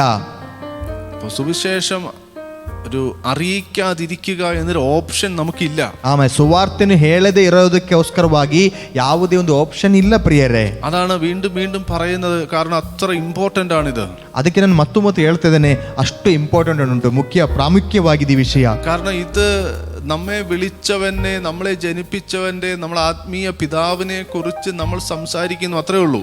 ನಮ್ಮನ್ನು ಹುಟ್ಟಿಸಿದವನ ನಮ್ಮ ಆತ್ಮಿಕ ತಂದೆಯ ಕುರಿತು ಮಾತಾಡುವುದು ಅಷ್ಟೇ. 17ാമത്തെ വാക്യം, 17ನೇ ವಾಕ್ಯ, ഞാൻ അത് മനഃപൂർവ്വം നടത്തുന്നു എങ്കിൽ എനിക്ക് പ്രതിഫലമുണ്ട്. ನಾನು ಸ್ವಂತ ಇಷ್ಟದಿಂದ ಈ ಕೆಲಸವನ್ನು ಮಾಡಿದರೆ ನನಗೆ ಬಹುಮಾನ ದೊರೆಯುವುದು. മനഃപൂർവ്വം അല്ലെങ്കിലും കാര്യം എന്നിൽ ഭരമേൽപ്പിച്ചിരിക്കുന്നു. ಮತ್ತೊಬ್ಬನ ಇಷ್ಟದಿಂದ ಮಾಡಿದರೆ ಮನವಾರ್ತೆಯು ನನ್ನ ವಶಕ್ಕೆ ಕೊಡಲ್ಪಟ್ಟಿದೆ എന്ന് പറഞ്ഞാൽ ഞാനത് സ്വന്തം ഇഷ്ടത്താൽ ആരും പറയാതെ തന്നെ മനഃപൂർവ്വമായി എൻ്റെ മനസ്സിൽ നിന്ന് ഞാൻ അത് ചെയ്യണം, സുവിശേഷം ഞാൻ പറയണം. അങ്ങനെ ഉണ്ടെങ്കിൽ എനിക്ക് പ്രതിഫലമുണ്ട്. ಅಂದರೆ ನಾನು ಮತ್ತೊಬ್ಬರ ಫೋರ್ಸ್ ಇಂದಲೂ ಹೇಳುವಿಕೆಂದೇ ಅಲ್ಲ, ನನ್ನ ಸ್ವಂತ ಇಷ್ಟದಿಂದ ನಾನು ಸಾರೋದಾದರೆ ಅದಕ್ಕೆ ನನಗೆ ಬಹುಮಾನ ಉಂಟು, ಪ್ರತಿಫಲ ಉಂಟು. ഞാൻ എൻ്റെ മനസ്സിൽ നിന്ന് ചെയ്യുന്നില്ലെങ്കിൽ പോലും ഇത് എൻ്റെ മേൽ കിടക്കുകയാണ്, സുവിശേഷം പറയുക എന്നുള്ളത്. ಇದು ನನ್ನ ಮನಸ್ಸಲ್ಲಿ ಇಲ್ಲದಿದ್ದರೂ ಕೂಡ ಇದು ಅಲ್ಲಿ ನೆಲೆಗೊಂಡಿದೆ. ಏನು? ಸ್ವಾರ್ಥ ಹೇಳಬೇಕೆಂಬುದು ನಿರ್ಬಂಧಿತವಾಗಿ ಹೇಳಲ್ಪಟ್ಟಿದೆ. എന്നാൽ യാതൊരു നിർബന്ധവും ഇല്ലാതെ എൻ്റെ മനസ്സിൽ നിന്ന് സ്വമേധയാ സന്തോഷത്തോടെ ഞാൻ സുവിശേഷം അറിയിക്കുന്നെങ്കിൽ എനിക്കൊരു പ്രതിഫലമുണ്ട്. ಆದರೆ ನಾನು ಯಾವ ನಿರ್ಬಂಧಿತ ಇಲ್ಲದೆ ನಾನು ಸಂತೋಷದಿಂದ ಬಹಳ ಅಮೂಲ್ಯತೆಯಿಂದ ನಾನು ವಾಕ್ಯವನ್ನು ಸಾರುವನಾದರೆ ನನಗೆ ಒಂದು ಬಹುಮಾನ ಉಂಟು. പൗലോസ് പിന്നെ ചോദ്യമായിട്ട് ചോദിക്കുക, എന്നാൽ എൻ്റെ പ്രതിഫലം എന്താണ്? ಅಲ್ಲಿ ಪೌಲನು ಪ್ರಶ್ನೆಯಾಗಿ ಹೀಗೆ ಕೇಳುತ್ತಾ ಇದ್ದಾನೆ, ಹಾಗಾದರೆ ನನಗಾಗುವ ಬಹುಮಾನವೇನು? സുവിശേഷം അറിയിക്കുമ്പോൾ സുവിശേഷ ഘോഷണത്തിനുള്ള അധികാരം മുഴുവൻ ഉപയോഗിക്കാതെ ഞാൻ സുവിശേഷ ഘോഷണം ചെലവ് കൂടാതെ നടത്തുന്നത് തന്നെ. ಸುವಾರ್ತೆಯನ್ನು ಸಾರುವಾಗ ಅದರಿಂದ ಜೀವನ ಮಾಡುವ ಹಕ್ಕನ್ನು ನಡೆಸದೆ ಅದನ್ನು ಉಚಿತಾರ್ಥವಾಗಿ ದಾನ ಮಾಡುವುದೇ ನನಗೆ ಬಹುಮಾನ. എന്ന് പറഞ്ഞാൽ സുവിശേഷം അറിയിക്കുമ്പോൾ എനിക്ക് അതിനകത്ത് കുറെ അധികാരങ്ങളുണ്ട്. ഈ അധികാരത്തെ കുറിച്ചാണ് കഴിഞ്ഞ ಕ್ಲಾಸಲ್ಲಿ നമ്മൾ ಸಂಸಾರಿಸಿದ್ದು. ಆಮೇಲೆ ಸುವಾರ್ತೆ ಸಾರುವಾಗ ನನಗೆ ಅದರಲ್ಲಿ ಅನೇಕ ಅಧಿಕಾರ ಉಂಟು. ಈ ಅಧಿಕಾರದ ಕುರಿತು ಕಳೆದ ದಿನಗಳಲ್ಲಿ ನಾವು ಚಿಂತೆ ಮಾಡಿದ್ದೆವು. വചനം പറയുന്നവൻ പഠിപ്പിക്കുന്നവന് ആ പഠിക്കുന്നവൻ ഓഹരി കൊടുക്കണമെന്ന് പറയുന്നുണ്ട്. ವಚನ ಕಲಿಯುವವನು ಕಲಿಸುವವನಿಗೆ ಅದರ ಪಾಲನ್ನ ಕೊಡಬೇಕೆಂಬುದಾಗಿ ವಾಕ್ಯ ಹೇಳುತ್ತೆ. സുവിശേഷം ചെയ്യുന്നവൻ സുവിശേഷം പറയുന്നവൻ അതിൽ നിന്ന് ഉപജീവിക്കണമെന്ന് പറയുന്നുണ്ട്. ಸುವಾರ್ತೆ ಸಾರುವವನು ಸುವಾರ್ತೆಯಿಂದಲೇ ಜೀವಿಸಬೇಕು ಎಂಬುದಾಗಿಯೂ ವಾಕ್ಯ ಹೇಳುತ್ತದೆ. ഇതൊക്കെയാണ് സുവിശേഷ ഘോഷണത്തിനുള്ള അധികാരം എന്ന് പറയുന്നത്. ಇದೆಲ್ಲ ಸುವಾರ್ತೆ ಘೋಷಣೆ ಮಾಡಕ್ಕೆ ಇರುವಂತ ಹಕ್ಕಾಗಿದೆ. എന്നാൽ ഇതൊന്നും ഉപയോഗിക്കാതെ, ಆದ್ರೆ ಇದು ಯಾವುದು ಉಪಯೋಗಿಸದೆ ഞാൻ ഈ സുവിശേഷ ഘോഷണം ചെലവ് കൂടാതെ ചെയ്യുന്നത്, ಈ ಸುವಾರ್ತೆ ಘೋಷಣೆಯನ್ನ ಉಚಿತಾರ್ಥವಾಗಿ ಮಾಡುತ್ತಾ ಇದ್ದೇನೆ എന്ന് പറഞ്ഞാൽ ആരുടെ കയ്യിൽ നിന്ന് ഒന്നും പ്രതീക്ഷിക്കാതെ ഒന്നും വാങ്ങാതെ എന്റെ പ്രയത്നത്താൽ ഞാൻ ജോലി ചെയ്ത് ഞാൻ സമ്പാദിച്ച് ഞാൻ സുവിശേഷം പറയുക. ಅಂದರೆ ನಾನು ಯಾರ ಕೈಯಿಂದನೂ ಏನೂ ಇಷ್ಟಪಡದೆ ತಗೊಳ್ಳದೆ ನನ್ನ ಸ್ವಂತ ಖರ್ಚಿಂದ ಅಥವಾ ನನ್ನ ಸ್ವಂತ ಅಧ್ವಾನದಿಂದ ನಾನು ಇದು ಮಾಡ್ತಾ ಇದ್ದೇನೆ. ഇത് ഇവിടെ ഒന്നും കൂടെ അതിന്റെ കൂടെ ചേർത്ത് പറയേണ്ട ഒരു കാര്യമുണ്ട്. ಇದರೊಟ್ಟಿಗೆ ಇನ್ನೊಂದು ವಿಷಯ ಕೂಡ ಸೇರಿಸಿ ಹೇಳ್ತೇನೆ. ഇത് പൗലോസിന്റെ സ്വന്തം ഇഷ്ടമാണ്. ಇದು ಪೌಲನ ಸ್ವಂತ ಇಷ್ಟ ಇಲ್ಲಿ ಹೇಳ್ತಾ ಉಂಟು. പൗലോസിന്റെ തീരുമാനമാണ് ഈ പറഞ്ഞത്. ಇದು ಪೌಲನ ತೀರ್ಮಾನ ಇಲ್ಲಿ ಹೇಳ್ತಾ ಉಂಟು. ഇത് വചനമല്ല, ഇത് ബൈബിളിലുള്ള കാര്യമല്ല ഇത് പറഞ്ഞത്. ಇದು ಬೈಬಲ್ ಇರೋ ವಿಷಯವಲ್ಲ ಹೇಳುತ್ತಿರುವುದು. വളരെ വ്യക്തമായിട്ട് ഇത് കേൾക്കുന്നവർ കേൾവിക്കാർ ഇത് മനസ്സിലാക്കണം. ಇದು ಬಹಳ ವ್ಯಕ್ತವಾಗಿ ಕೇಳುವವರು ಅಂಡರ್ಸ್ಟ್ಯಾಂಡ್ ಮಾಡಬೇಕು. കാരണം ഈ ബൈബിളിലുള്ളത് എല്ലാം വചനമല്ല. ഈ ബൈബിൾ ഇರುವುದು ಎಲ್ಲದೂ ವಾಕ್ಯವಲ್ಲ. ഇത് പറയുമ്പോൾ ചിലർക്ക് ഇത് കേൾക്കുമ്പോൾ ഒരു ചെറിയൊരു ബുദ്ധിമുട്ട് തോന്നും. ഇത് ಕೇಳುವಾಗ ಕೆಲವರಿಗೆ ಸ್ವಲ್ಪ ಇಕ್ಕಟ್ಟಾಗಬಹುದು. കാരണം കുറച്ച് കഴിയുമ്പോൾ പൗലോസ് തന്നെ പറയുന്നുണ്ട്, ഇത് ഞാൻ സ്വന്തം ഇഷ്ടത്താൽ പറയുന്നതാണെന്ന് പറയുന്നു. ಸ್ವಲ್ಪ ನಂತರ ಪೌಲ ಹೇಳ್ತಾ ಇದ್ದಾನೆ, ಇದು ನನ್ನ ಸ್ವಂತ ಇಷ್ಟದಿಂದ ಹೇಳ್ತಾ ಇದ್ದೇನೆ. അതിന്റെ താഴെ പറയുന്നുണ്ട്, ഇത് കർത്താവ് നിങ്ങളെ പ്രബോധിപ്പിക്കുക എന്ന് പറയുന്നുണ്ട്. ಅದರ ಕೆಳಗೆ ಹೇಳ್ತಾ ಉಂಟು, ಕರ್ತನು ನಿಮ್ಮನ್ನು ಪ್ರಬೋಧಿಸುತ್ತಾನೆ ಎಂಬುದಾಗಿ ಹೇಳ್ತಾ ಉಂಟು. അപ്പോൾ കർത്താവ് പ്രബോധിപ്പിക്കുന്നതുകൊണ്ട് പൗലോസ് സ്വന്തം ഇഷ്ടത്തിൽ പറയുന്നതും ഇതിനകത്ത് എഴുതിയിട്ടുണ്ട്. ಕರ್ತನು ಪ್ರಬೋಧಿಸುವುದರಿಂದ ಪೌಲನು ತನ್ನ ಸ್ವಂತ ಇಷ್ಟದಿಂದನೂ ಕೂಡ ಹೇಳುತ್ತಾ ಇದ್ದಾನೆ ಎಂಬುದಾಗಿಯೂ ಹೇಳ್ತಾ ಉಂಟು. അപ്പോൾ ബൈബിൾ എന്ന് പറഞ്ഞാൽ എന്താണ്? ಆಗಿರುವ ಸತ್ಯವೇದ ಎಂಬುದಾಗಿ ಹೇಳಿದ್ರೆ ಏನು? ಇದು തിരുവെഴുത്തുകളാണ്. ಇದು ಬರೆಯಲ್ಪಟ್ಟಂತಹ ಅಮೂಲ್ಯತೆ ಇರುವಂತಹ ಕಾರ್ಯವಾಗಿದೆ. ಹೋಲಿ ಸ್ಕ್ರಿಪ್ಚರ್ಸ್ ആണ്. ಇದು ಪರಿಶುದ್ಧ ಸ್ಕ್ರಿಪ್ಚರ್ಸ್ ಆಗಿದೆ. ಇದು ಗಾಡ್ ಬ್ರೀತಡ್ ವರ್ಡ್ಸ್ ആണ്. ಇದು ದೇವರ ಶ್ವಾಸವಾಗಿದೆ. ഇതിനകത്ത് ആരെല്ല എന്തൊക്കെ എഴുതിനോ അതെല്ലാം ദൈവത്തിന്റെ അംഗീകാരം, ദൈവത്തിന്റെ ജീവൻ അതിനകത്തുണ്ട്. ಇದರಲ್ಲಿ ಯಾರೆಲ್ಲ ಏನೆಲ್ಲ ಬರೆದರೂ ಅದರ ಒಳಗೆ ದೇವರ ಅಂಗೀಕಾರ, ದೇವರ ಜೀವ ಅದರ ನೆಲೆಗೊಂಡಿದೆ. എന്ന് ഇത് യോബിന്റെ ഒക്കെ പുസ്തകങ്ങൾ വായിക്കുമ്പോൾ അതിനകത്ത് യോബിന്റെ കൂട്ടുകാർ സംസാരിക്കുന്ന വാക്കുകൾ അതിനകത്തുണ്ട്. ಯೋಬನ ಗ್ರಂಥ ಓದುವಾಗ ಯೋಬನ ಫ್ರೆಂಡ್ಸ್ ಎಲ್ಲ ಗೆಳೆಯರು ಮಾತಾಡುವುದು ಕೂಡ ಅಲ್ಲಿ ಬರೆಯಲ್ಪಟ್ಟಿದೆ. അത് വചനമല്ല, ಅದು ವಾಕ್ಯವಲ್ಲ. അതുകൊണ്ടാണ് ഇത് മനസ്സിലാക്കണം, ഇത് തിരുവെഴുത്താണ്, ഇത് ഗോഡ് ബ്രീത്തഡ് ആണ്. ಅದಕ್ಕೆ ನೀವು ಅರ್ಥ ಮಾಡ್ಕೊಳ್ಬೇಕು, ಇದು ದೇವರ ಶ್ವಾಸವಾಗಿದೆ. അതുപോലെ തന്നെ മനസ്സിലാക്കുക, ഇവിടെ പൗലോസ് പറയുന്നു, ഇങ്ങനെ ഒരു അധികാരം ഉണ്ട്. ഈ അധികാരം അത് ദൈവവചനത്തിൽ നിന്നുള്ളതാണ്. ಹೀಗೆ ನನಗೊಂದು ಅಧಿಕಾರ ಉಂಟು, ಅದು ದೇವರ ವಾಕ್ಯದಿಂದ ನನಗುಂಟಾಗಿದೆ. അത് യേശു കർത്താവ് ഉൾപ്പെടെ പറഞ്ഞതാണ്. ಅದು ಯೇಸು ಕರ್ತನು ಸೇರಿಸಿ ಅವನು ಹೇಳಿದ್ದಾನೆ. ന്യായപ്രമാണത്തിൽ പറഞ്ഞുകൊണ്ട് അത് കൂടാതെ യേശുവും പറഞ്ഞിട്ടുണ്ട്. ಧರ್ಮಶಾಸ್ತ್ರದ ಹೇಳಿದ ಮಾತ್ರವಲ್ಲ, ಯೇಸು ಕೂಡ ಹೇಳಿದ್ದಾನೆ. സുവിശേഷം ചെയ്യുന്നവൻ സുവിശേഷം പറയുന്നവൻ അതിൽ നിന്ന് ഉപജീവിക്കണം. ಸುವಾರ್ತೆ ಹೇಳುವವನು ಸುವಾರ್ತೆ ಸಾರುವವನು ಸುವಾರ್ತೆಯಿಂದಲೇ ಜೀವಿಸಬೇಕು. എന്നാൽ അങ്ങനെ ഉള്ളപ്പോൾ തന്നെ പൗലോസ് പറയാ, ഇത് എന്റെ സ്വന്തം ഇഷ്ടത്താൽ ഞാൻ ആ അധികാരം ഉപയോഗിക്കുന്നില്ല. ಆದರೆ ಆಗಿರುವಾಗ ಪೌಲ ಕೂಡ ಹೇಳ್ತಿದ್ದಾನೆ, ನನ್ನ ಸ್ವಂತ ಇಷ್ಟದಿಂದ ನಾನು ಆ ಅಧಿಕಾರವನ್ನು ಯೂಸ್ ಮಾಡ್ತಾ ಇಲ್ಲ. അതുകൊണ്ട് ഈ വാക്ക് വെച്ചിട്ട് ആരും സുവിശേഷകരെ ജഡ്ജ് ചെയ്യരുത്. ಅದರಿಂದ ಯಾರು ಈ ಮಾತನ್ನು ಇಟ್ಟುಕೊಂಡು ಸುವಾರ್ತಿಕರನ್ನ ಜಡ್ಜ್ ಮಾಡಬೇಡಿ. പൗലോസ് സ്വന്തം ആയിട്ട് ജോലി ചെയ്ത് കൂടാരപ്പണി ചെയ്ത് അവന് വേണ്ടിയും അവന്റെ കൂടെയുള്ളവർക്കും വേണ്ടിയും ഉപജീവനം കഴിച്ചല്ലോ, പിന്നെ എന്തുകൊണ്ട് ബാക്കിയുള്ള സുവിശേഷകർക്ക് പാസ്റ്റേഴ്സിന് എല്ലാം ജോലി ചെയ്തുകൂടാ എന്ന് ചോദിക്കാൻ ആർക്കും റൈറ്റ് ഇല്ല. ಪೌಲನು ಸ್ವಂತವಾಗಿ ಕೆಲಸ ಮಾಡಿ ಟೆಂಟ್ ಎಲ್ಲ ಮಾಡಿ ಅವನು ಎಲ್ಲರಿಗೂ ಬೇಕಾದ ಆಹಾರ ಕಾರ್ಯಗಳೆಲ್ಲ ಮಾಡಿದ್ದಾನೆ. ಅದರಿಂದ ಈಗಿನ ಪಾಸ್ಟರ್ಸರಿಗೆ ಯಾಕೆ ಈ ರೀತಿ ಕೆಲಸ ಮಾಡಿ ಸೇವೆ ಮಾಡಬಾರದು ಎಂಬ ಪ್ರಶ್ನೆ ನೀವು ಕೇಳಬಾರದು. ഇത് എല്ലാവർക്കും ഉള്ള കാര്യമല്ല. ഇത് ಎಲ್ಲರಿಗಿರುವಂತಹ ಕಾರ್ಯವಲ್ಲ. ഈ 9-ാം അധ്യായത്തിന്റെ ആദ്യം തന്നെ വായിക്കുമ്പോൾ 9ನೇ ಅಧ್ಯಾಯದ ಮೊದಲನೇ ವಾಕ್ಯದಲ್ಲೆಲ್ಲ ಓದುವಾಗ നാലാമത്തെ വാക്യം തൊട്ട് പൗലോസ് പറയുന്നത്, 4ನೇ ವಾಕ್ಯದಿಂದ ಪೌಲ ಹೇಳ್ತಿದ್ದಾನೆ, തിന്നുവാനും കുടിക്കുവാനും ഞങ്ങൾക്ക് അധികാരമില്ലയോ? ಅನ್ನಪಾನಗಳಿಗೆ ನಮಗೆ ಹಕ್ಕಿಲ್ಲವೇ? 6ാമത്തെ വാക്യം പറയുന്നു, അല്ല വേല ചെയ്യാതിരിക്കുവാൻ എനിക്കും ബർന്നബാസിനും മാത്രം അധികാരമില്ല എന്നുണ്ടോ? ಕೈ ಕೆಲಸವನ್ನು ಮಾಡದೆ ಜೀವಿಸುವುದಕ್ಕೆ ನನಗೂ ಬಾರ್ನಾಬನಿಗೂ ಮಾತ್ರ ಹಕ್ಕಿಲ್ಲವೇನೋ? അപ്പോ മറ്റുള്ളവർ വേല ചെയ്യാതിരിക്കുന്നുണ്ട്. അപ്പോസ്തലന്മാരെല്ലാം വേല ചെയ്യാതിരുന്നവരാണ്. ಆಗಿರುವಾಗ ಮತ್ತಿರುವ ಕೆಲವರು ಕೂಡ ಕೆಲಸ ಮಾಡದೇ ಇದ್ದಾರೆ. ಅಪೊಸ್ತಲರು ಎಲ್ಲರೂ ಕೆಲಸ ಮಾಡದೆ ಕೂಡ ಕೂತಿದ್ದಾರೆ. അതുകൊണ്ടാണ് പൗലോസ് അവിടെ ചോദിക്കുന്നത്, വേല ചെയ്യാതിരിക്കാൻ എനിക്കും ബർന്നബാസിനും അധികാരമില്ല എന്നുണ്ടോ?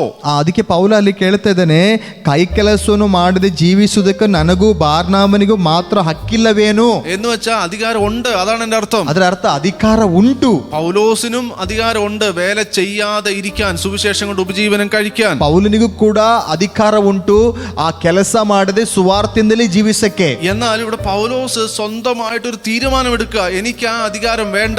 ಆದರೆ ಪೌಲ ಒಂದು ಸ್ವಂತ ತೀರ್ಮಾನ ತೆಗೆದುಕೊಳ್ತಾ ಇದ್ದಾನೆ, ನನಗೆ ಅಂತ ಅಧಿಕಾರ ಬೇಡ. ഇങ്ങനെ ഞാൻ കേവലം സ്വതന്ത്രനെങ്കിലും അധികം പേരെ നേടേണ്ടതിന് ഞാൻ എന്നെ തന്നെ എല്ലാവർക്കും ദാസനാക്കി. ನಂತರ ಹೇಳಿದ್ದು, ಯಾವ ಸಿಪಾಯಿ ಅದು ಸ್ವಂತ 19ാമത്തെ വാക്യം. 19ನೇ ವಾಕ್ಯ ಹೇಳ್ತಾ ಉಂಟು, ನಾನು ಎಲ್ಲಾ ವಿಷಯದಲ್ಲಿ ಸ್ವತಂತ್ರನಾಗಿದ್ದರೂ ಹೆಚ್ಚು ಜನರು ಸಂಪಾದಿಸಿಕೊಳ್ಳಬೇಕೆಂದು ನನ್ನನ್ನು ಎಲ್ಲರಿಗೂ ಅಧೀನ ಮಾಡಿದೆನು. ഞാൻ എല്ലാത്തിനും എല്ലാവർക്കും ദാസനാകുക, ഞാൻ അടിമയാകുക. ನಾನು ಎಲ್ಲರಿಗೂ ಒಂದು ದಾಸನಾಗ್ತಾ ಇದ್ದೇನೆ. യഥാർത്ഥത്തിൽ എന്താ? സ്വതന്ത്രനാണ്. ನಿಜವಾಗ್ಲೂ ಹೇಳಿ ನಾನು ಸ್ವತಂತ್ರನಾಗಿದ್ದೇನೆ. അവിടെ അവന് മാംസം കഴിക്കാൻ അവന് സ്വാതന്ത്ര്യമുണ്ട്. ಅಲ್ಲಿ ಅವನಿಗೆ ಮಾಂಸ ತಿನ್ನಕ್ಕೆ ಸ್ವತಂತ್ರತೆ ಉಂಟು. പക്ഷേ 8ാം അധ്യായത്തിന്റെ അവസാനം പറയാ, എന്റെ സഹോദരൻ അത് ഇടർച്ചയാകുമെങ്കിൽ ഞാൻ മാംസം കഴിക്കുന്നില്ല. ಆದ್ರೆ 8ನೇ ಅಧ್ಯಾಯ ಕೊನೆಯ ವಾಕ್ಯ ಹೇಳ್ತಾ ಉಂಟು, ಒಬ್ಬ ನನ್ನ ಸಹೋದರನಿಗೆ ಅದೊಂದು ಅಡಚಣೆ ಇಕ್ಕಟ್ಟಾದರೆ ನಾನು ಮಾಂಸವೇ ತಿನ್ನೋದು ಬಿಡುತ್ತೇನೆ. പൗലോസ് മാംസം തിന്നുന്നില്ല എന്ന് വെച്ച് ബാക്കിയുള്ള ശുശ്രൂഷകന്മാര് മാംസം തിന്നാതിരിക്കണമെന്ന് അർത്ഥമില്ല. ಪೌಲನು ಮಾಂಸವನ್ನು ತಿನ್ನುತ್ತಿಲ್ಲ ಎಂಬುದಕ್ಕಾಗಿ ತಿಳಿದು ಬಾಕಿರೋ ಸೇವಕರು ತಿನ್ನಬಾರ್ದು ಅಂತ ಹೇಳ್ತಾ ಇಲ್ಲ. അതുകൊണ്ടാണ് പറയുന്നത്, ബൈബിൾ ശരിക്കും നമ്മൾ മനസ്സിലാക്കണം. ഏതാണ് പ്രമാണം, ഏതാണ് വചനം, ഏതാണ് മാനുഷികമായി വന്നത്, അല്ലെങ്കിൽ മനുഷ്യന്റെ സ്വന്തം തീരുമാനം, ഇഷ്ടങ്ങൾ ഏതാണ്, ഇതെല്ലാം നമ്മൾ മനസ്സിലാക്കണം. ಅದಕ್ಕೆ ನಾವು ಬೈಬಲ್ನ ಚೆನ್ನಾಗಿ ಕಲಿಬೇಕು. ಏನು ನಿಜವಾದ ಪ್ರಮಾಣಗಳು, ಏನು ಮಾನುಷಿಕವಾಗಿ ಹೇಳಲ್ಪಟ್ಟಿದ್ದು, ಏನಲ್ಲಿ ಮನುಷ್ಯರು ಹೇಳಿದ್ದು ಎಂಬುದಾಗಿ ಕರೆಕ್ಟ್ ಆಗಿ ನಾವು ತಿಳಿಬೇಕು. പൗലോസ് പറയാ, യഹൂദനെ നേടേണ്ടതിന് ഞാൻ യഹൂദന്മാരെ പോലെയായി. ಅದಕ್ಕೆ ಪೌಲ ಹೇಳ್ತಾ ಇದ್ದಾನೆ, ಯಹೂದ್ಯರನ್ನು ಸಂಪಾದಿಸಿಕೊಳ್ಳೋದಕ್ಕೆ ಯಹೂದ್ಯರಿಗೆ ಯಹೂದ್ಯನಂತ ಆದನು. പൗലോസ് യഹൂദനായിരുന്നു. പൗലನು ಯಹೂದ್ಯನಾಗಿದ್ದನು. പക്ഷെ യേശു കർത്താവിൽ വിശ്വസിച്ച് അവൻ യഹൂദ മതത്തിൽ നിന്നും പുറത്തു വന്നവനാ. ಆದರೆ ಯೇಸು ಕ್ರಿಸ್ತನ ನಂಬಿದ ಮೇಲೆ ಯಹೂದಿಯ ಮತದಿಂದ ಅವನು ಹೊರಗೆ ಬಂದವನು. ക്രിസ്തുവിൽ വന്നവന് പിന്നെ ന്യായപ്രമാണമില്ല. ಕ್ರಿಸ್ತನಲ್ಲಿ ಬಂದವನಿಗೆ ಮತ್ತೆ ನ್ಯಾಯ ಪ್ರಮಾಣ ಅಥವಾ ಧರ್ಮಶಾಸ್ತ್ರ ಇಲ್ಲ. അവൻ ന്യായപ്രമാണത്തിൽ നിന്നും സ്വതന്ത്രനാണ്. ಅವನು ധർಮಶಾಸ್ತ್ರದಿಂದ സ്വതന്ത്രನಾಗಿದ್ದಾನೆ. പൗലോസ് പറയാ, ന്യായപ്രമാണത്തിൽ കീഴുള്ളവരെ നേടേണ്ടതിന് ഞാൻ ന്യായപ്രമാണത്തിന്റെ കീഴുള്ളവനല്ല എങ്കിലും ഞാൻ ന്യായപ്രമാണത്തിന്റെ കീഴുള്ളവനെ പോലെ ആയി. ನೋಡಿ, ಅಲ್ಲಿ ಹೇಳ್ತಾ ಉಂಟು, ನಾನು ನಿಯಮಗಳಿಗೆ ಅಧೀನನಲ್ಲವನಾದರೂ ನಿಯಮಗಳಿಗೆ ಅಧೀನರಾದವರನ್ನು ಸಂಪಾದಿಸಿಕೊಳ್ಳೋದಕ್ಕಾಗಿ ಅವರಿಗೆ ನಿಯಮಗಳಿಗೆ ಅಧೀನಂತನ ಆದೆನು. കുറെ ന്യായപ്രമാണം കൺഫ്യൂഷൻ ആവും. ನ್ಯಾಯಪ್ರಮಾಣ ಅಥವಾ ನಿಯಮ ಅಂತ ಹೇಳುವಾಗ ಕನ್ಫ್ಯೂಷನ್ಸ್ ಬರಬಹುದು. കൺഫ്യൂഷൻ ഒന്നും ആവേണ്ട ആവശ്യമില്ല. ಕನ್ಫ್ಯೂಷನ್ ಆಗೋ ಅವಶ್ಯಕತೆ ಇಲ್ಲ. വളരെ സിമ്പിൾ ആണ്, ಬಹಳ ಸಿಂಪಲ್ ಆಗಿದೆ. അതുകൊണ്ടാണ് ആദ്യം പറഞ്ഞ അവന് യഹൂദന്മാരെ നേടേണ്ടതിന് അവൻ യഹൂദനെ പോലെ ആയി. ಅದಕ್ಕೆ ಮೊದಲು ಹೇಳಿದೆ, ಯಹೂದ್ಯರನ್ನ ಗಳಿಸೋಕ್ಕೋಸ್ಕರವಾಗಿ ಅವನು ಯಹೂದ್ಯನಂತೆ ಆದನು. കാരണം യഹൂദനാണ് ന്യായപ്രമാണം ഉള്ളത്. ಯಾಕೆಂದ್ರೆ ಯಹೂದ್ಯನಿಗೆ ಈ ಒಂದು ನಿಯಮಗಳಿರುವುದು. യേശു കർത്താവിന്റെ ശിഷ്യന് അവന് ന്യായപ്രമാണം ഇല്ല. ಯೇಸು ಕ್ರಿಸ್ತನ ಶಿಷ್ಯನಿಗೆ ಅವನಿಗೆ ನಿಯಮಗಳಿಲ್ಲ, ಅಂದ್ರೆ ಧರ್ಮಶಾಸ್ತ್ರವೂ ಇಲ್ಲ. അവൻ ന്യായപ്രമാണത്തിൽ നിന്ന് സ്വാതന്ത്ര്യം പ്രാപിച്ചവനാണ്. ಅವನು ധರ್ಮಶಾಸ್ತ್ರದಿಂದ ಸ್ವತಂತ್ರಗೊಂಡವನಾಗಿದ್ದಾನೆ. ഇനി അവൻ ഏതിന് അടിമയെന്ന് ചോദിച്ചാൽ അവൻ ക്രിസ്തുവിന്റെ നുഖത്തിന് അടിമയാണ്. പരിശുദ്ധാത്മാവിന്റെ നിയന്ത്രണത്തിൽ കീഴിലാണ് അവൻ നടക്കുന്നത്. ಅವನು ಯಾವುದರ ದಾಸನಾಗಿದ್ದಾನೆಂದ್ರೆ ಕ್ರಿಸ್ತನ ಆ ಒಂದು ಕೈ ಕೆಳಗೆ ಅವನು, ಅಥವಾ ಆ ಪರಿಶುದ್ಧಾತ್ಮನ ಕೈ ಕೆಳಗೆ ಅವ ದಾಸನಾಗಿದ್ದಾನೆ. എന്നാൽ പൗലോസ് നോക്കുമ്പോൾ കഴിഞ്ഞ കാലങ്ങളിൽ തന്റെ കൂടെ ന്യായപ്രമാണത്തിൽ കിടന്നിരുന്ന ആൾക്കാർ ഇപ്പോഴും അവിടെ കിടക്കുകയാണ്. ಆದರೆ ಪೌಲನು ನೋಡುವಾಗ ತಾನಿದ್ದ ಸಮಯದಲ್ಲಿ ಇದ್ದಂತ ತನ್ನ ಗೆಳೆಯರಾಗಲಿ ಅವರು ಇನ್ನೂ ನ್ಯಾಯ ಪ್ರಮಾಣದ ಒಳಗೆ ನೆಲೆಗೊಂಡಿದ್ದಾರೆ. അപ്പോൾ പൗലോസിന്റെ അകത്ത് വലിയൊരു വിഷമം, വലിയൊരു ഭാരം, ആ കിടക്കുന്നവരെ കൂടെ അതിൽ നിന്ന് മോചിപ്പിക്കണം. ಅದಕ್ಕೆ ಪೌಲನ ಹೃದಯದಲ್ಲಿ ಬಹಳ ದೊಡ್ಡೊಂದು ಭಾರ, ನೋವು, ಆ ಬಿದ್ದವರನ್ನು ಕೂಡ ತಾನು ಆಮೇಲೆ ಗಳಿಸಿಕೊಳ್ಬೇಕು. പൗലോസ് ന്യായപ്രമാണത്തിൽ കീഴിലല്ല.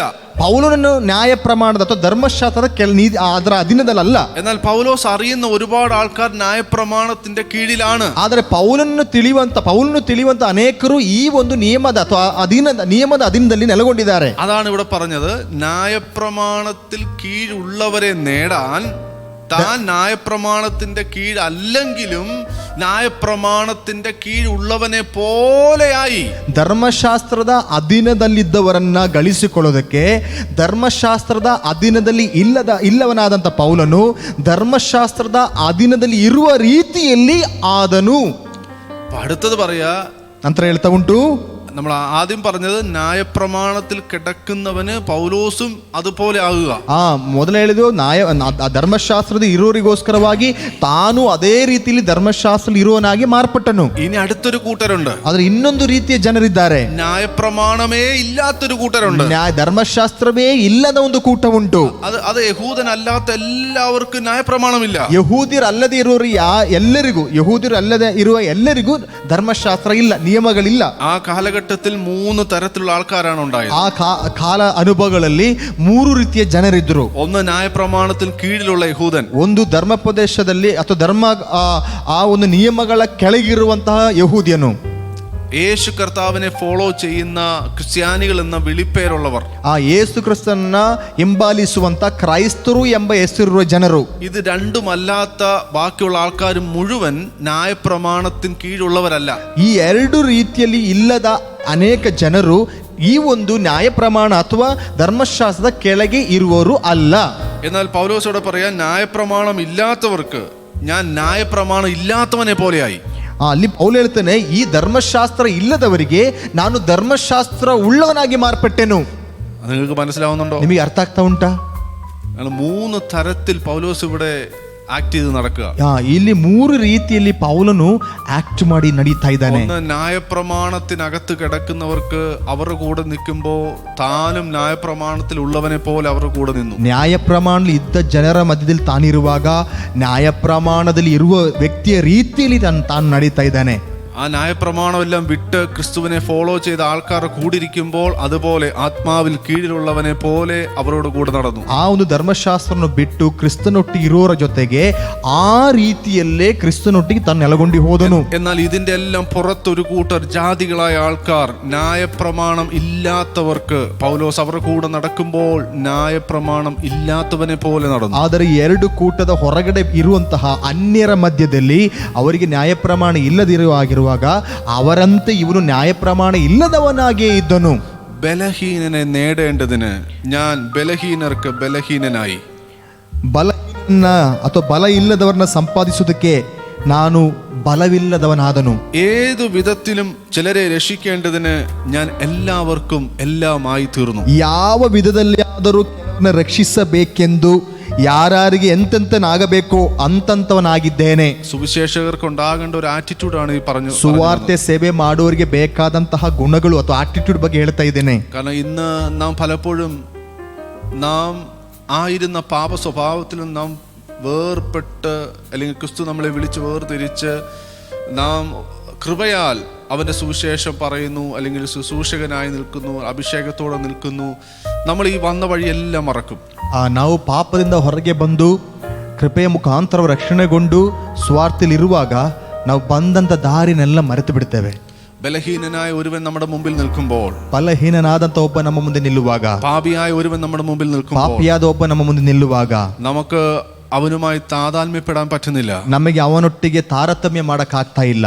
നമുക്ക് അവനോട് അല്ലെങ്കിൽ അവനെ മനസ്സിലാക്കി അവൻ്റെ ആ ഒരു ഷൂ ഇടാൻ, നമുക്ക് അവൻ്റെ കൂടെ നിൽക്കാൻ, അവൻ്റെ മൈൻഡ് ഒന്ന് മനസ്സിലാക്കാൻ നമുക്ക് പറ്റുന്നില്ല. ಅವನನ್ನು ತಿಳಿದು ಅವನೊಟ್ಟಿಗೆ ನೆಲೆಗೊಳ್ಳಲು, ಅವನ ಮೈಂಡನ್ನು ತಿಳಿದು ಅವನ ಶೂ ಅನ್ನು ಹಾಕಲು ನಮಗೆ ಆಗ್ತಾ ಇಲ್ಲ. ഒരു മദ്യപാനി മുമ്പിൽ വന്നാൽ, ഒരു വലിയ പാപം ചെയ്ത ഒരുത്തൻ വന്നാൽ പലപ്പോഴും ಸುವಿಶೇಷಕರು ಅವರೇ ಕುற்றಪಡುತ್ತೆയാണ് ചെയ്യുന്നത്. ಒಂದು ಕುಡುಕತನದಲ್ಲಿದ್ದ ಒಬ್ಬನು ಅವನ ಒಂದು ಸೇವಕನ ಮುಂದೆ ಬಂದರೆ ಅವನನ್ನು ನೋಡಿ ಏನ್ ಮಾಡ್ತಾರೆ, ತಪ್ಪಾದ ರೀತಿಯಲ್ಲಿ ಮಾತಾಡ್ತಾರೆ. ജാതികളായ ആൾക്കാരെ കാണുമ്പോൾ പറയുന്നൊരു കാര്യം, നിങ്ങൾ നരകത്തിന് തീ കൂട്ടാനുള്ള വിറകുകളാണെന്ന് പറയുന്നത് ഞാൻ കേട്ടിട്ടുണ്ട്. ಅನ್ಯರನ್ನ ನೋಡುವಾಗ ಕೆಲವರು ಹೇಳೋದು ನಾನು ಕೇಳಿದ್ದೇನೆ, ನೀವು ನರಕದಲ್ಲಿ ಬೆಂಕಿ ಹಾಕಕ್ಕೆ ನೆಲೆಗೊಂಡಿರುವ ಕಟ್ಟಿಗೆಗಳು ಅಂತ ಹೇಳೋ ಜನರನ್ನು ಕೂಡ ನಾನು ಕೇಳಿದ್ದೇನೆ. ഒരു സ്നേഹവും ഇല്ലാതാണ് പലരും പറയുന്നത്, വേണമെങ്കിൽ നീ രക്ഷിക്കപ്പെട്ടോ, യേശുവിനെ അറിഞ്ഞോ, കേറി വന്നോ, അല്ലെങ്കിൽ നീ നരകത്തിൽ പോകും. ಆ ಒಂದು ಪ್ರೀತಿ ಕೂಡ ಇಲ್ಲದ ರೀತಿಯಲ್ಲಿ ಕೆಲವರು ಹೇಳ್ತಾರೆ,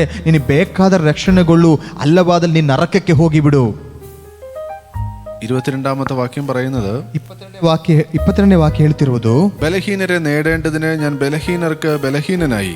ಬಲ ಇಲ್ಲದವರನ್ನು ಸಂಪಾದಿಸುವುದಕ್ಕೆ ಅವರಿಗೆ ನಿಯಮ ಇಲ್ಲದವನಂತಾದನು. ഏത് വിധത്തിലും ചിലരെ രക്ഷിക്കേണ്ടത് ഞാൻ എല്ലാവർക്കും എല്ലാമായി തീർന്നു. ಬಲ ಇಲ್ಲದವರನ್ನು ಸಂಪಾದಿಸುವುದಕ್ಕೆ ಅವರಿಗೆ ಬಲ ಇಲ್ಲದವನಾದನು. ಯಾವ ವಿಧದಲ್ಲಾದರೂ ಕೆಲವರನ್ನು ರಕ್ಷಿಸಬೇಕೆಂದು ಯಾರ್ಯಾರು ಎಂತೆಂತವನಾಗಬೇಕು ಅಂತಂತವನಾಗಿದ್ದೇನೆ. ഒരു ശുശ്രൂഷക്കാരന് ഉണ്ടായിരിക്കേണ്ട ആറ്റിറ്റ്യൂഡാണത്. ಒಂದು ಸೇವಕನಿಗೆ ಬೇಕಾದಂತಹ ಅಥವಾ ಶುಶ್ರೂಷೆ ಮಾಡುವನಿಗೆ ಬೇಕಾದಂತಹ ಒಂದು ಆಟಿಟ್ಯೂಡ್ ಇದಾಗಿದೆ. ഒരു പാപിയായ ബലഹീനനായ ഒരു വ്യക്തിയുടെ മുമ്പിൽ നാം വിശുദ്ധനായി ചെന്നു കഴിഞ്ഞാൽ അവനെ നേടാൻ കഴിയില്ല. ಒಂದು ಪಾಪಿಯಾದ ಮನುಷ್ಯನ ಮುಂದೆ ನಾನೊಬ್ಬ ವಿಶುದ್ಧನೆಂಬುದಾಗಿ ಹೇಳಿ ಹೋದ್ರೆ ಅವನ್ನ ಗಳಿಸಕ್ಕಾಗೋದಿಲ್ಲ. അടുത്ത വാക്യത്തിൽ പൗലോസ് പറയുന്നത്, ನಂತರದ ವಾಕ್ಯದ ಪೌಲ ಹೇಳ್ತಾ ಇದ್ದಾನೆ, സുവിശേഷത്തിൽ ഒരു പങ്കാളിയാകേണ്ടതിന് ഞാൻ സകലവും സുവിശേഷം നിമിത്തം ചെയ്യുന്നു. ನಾನು ಇತರ ಸಂಗಡ ಸುವಾರ್ತೆ ಫಲದಲ್ಲಿ ಪಾಲುಗಾರನಾಗಬೇಕೆಂದು ಇದೆಲ್ಲವನ್ನು ಸುವಾರ್ತೆಗೋಸ್ಕರ ಮಾಡುತ್ತೇನೆ. സുവിശേഷത്തിൽ ഞാൻ ഒരു പങ്കാളി, ഒരു പാർട്ടേക്കർ ആകുകയാണ്. ಆಮೇಲೆ ಸುವಾರ್ತೆಗೆ ನಾನೊಬ್ಬ ಪಾರ್ಟೇಕರ್ ಆಗ್ತಾ ಇದ್ದೇನೆ. പൗലോസ് പറയും, ഞാൻ സുവിശേഷൻ പാർട്ടേക്കർ ആണ് എന്ന് പറയുമ്പോൾ ഓട്ടോമാറ്റിക്കായിട്ട് നമുക്ക് മനസ്സിലാക്കാം വേറൊരു പാർട്ട്ണറും കൂടെ അതിനകത്തുണ്ട്. ನಾನು ಸುವಾರ್ತೆಯಲ್ಲಿ ಒಬ್ಬ ಪಾರ್ಟೇಕರ್ ಅಂತ ಹೇಳುವಾಗ ಇನ್ನೊಬ್ಬ ಪಾರ್ಟ್ನರ್ ಅದರಲ್ಲಿದ್ದಾನೆ.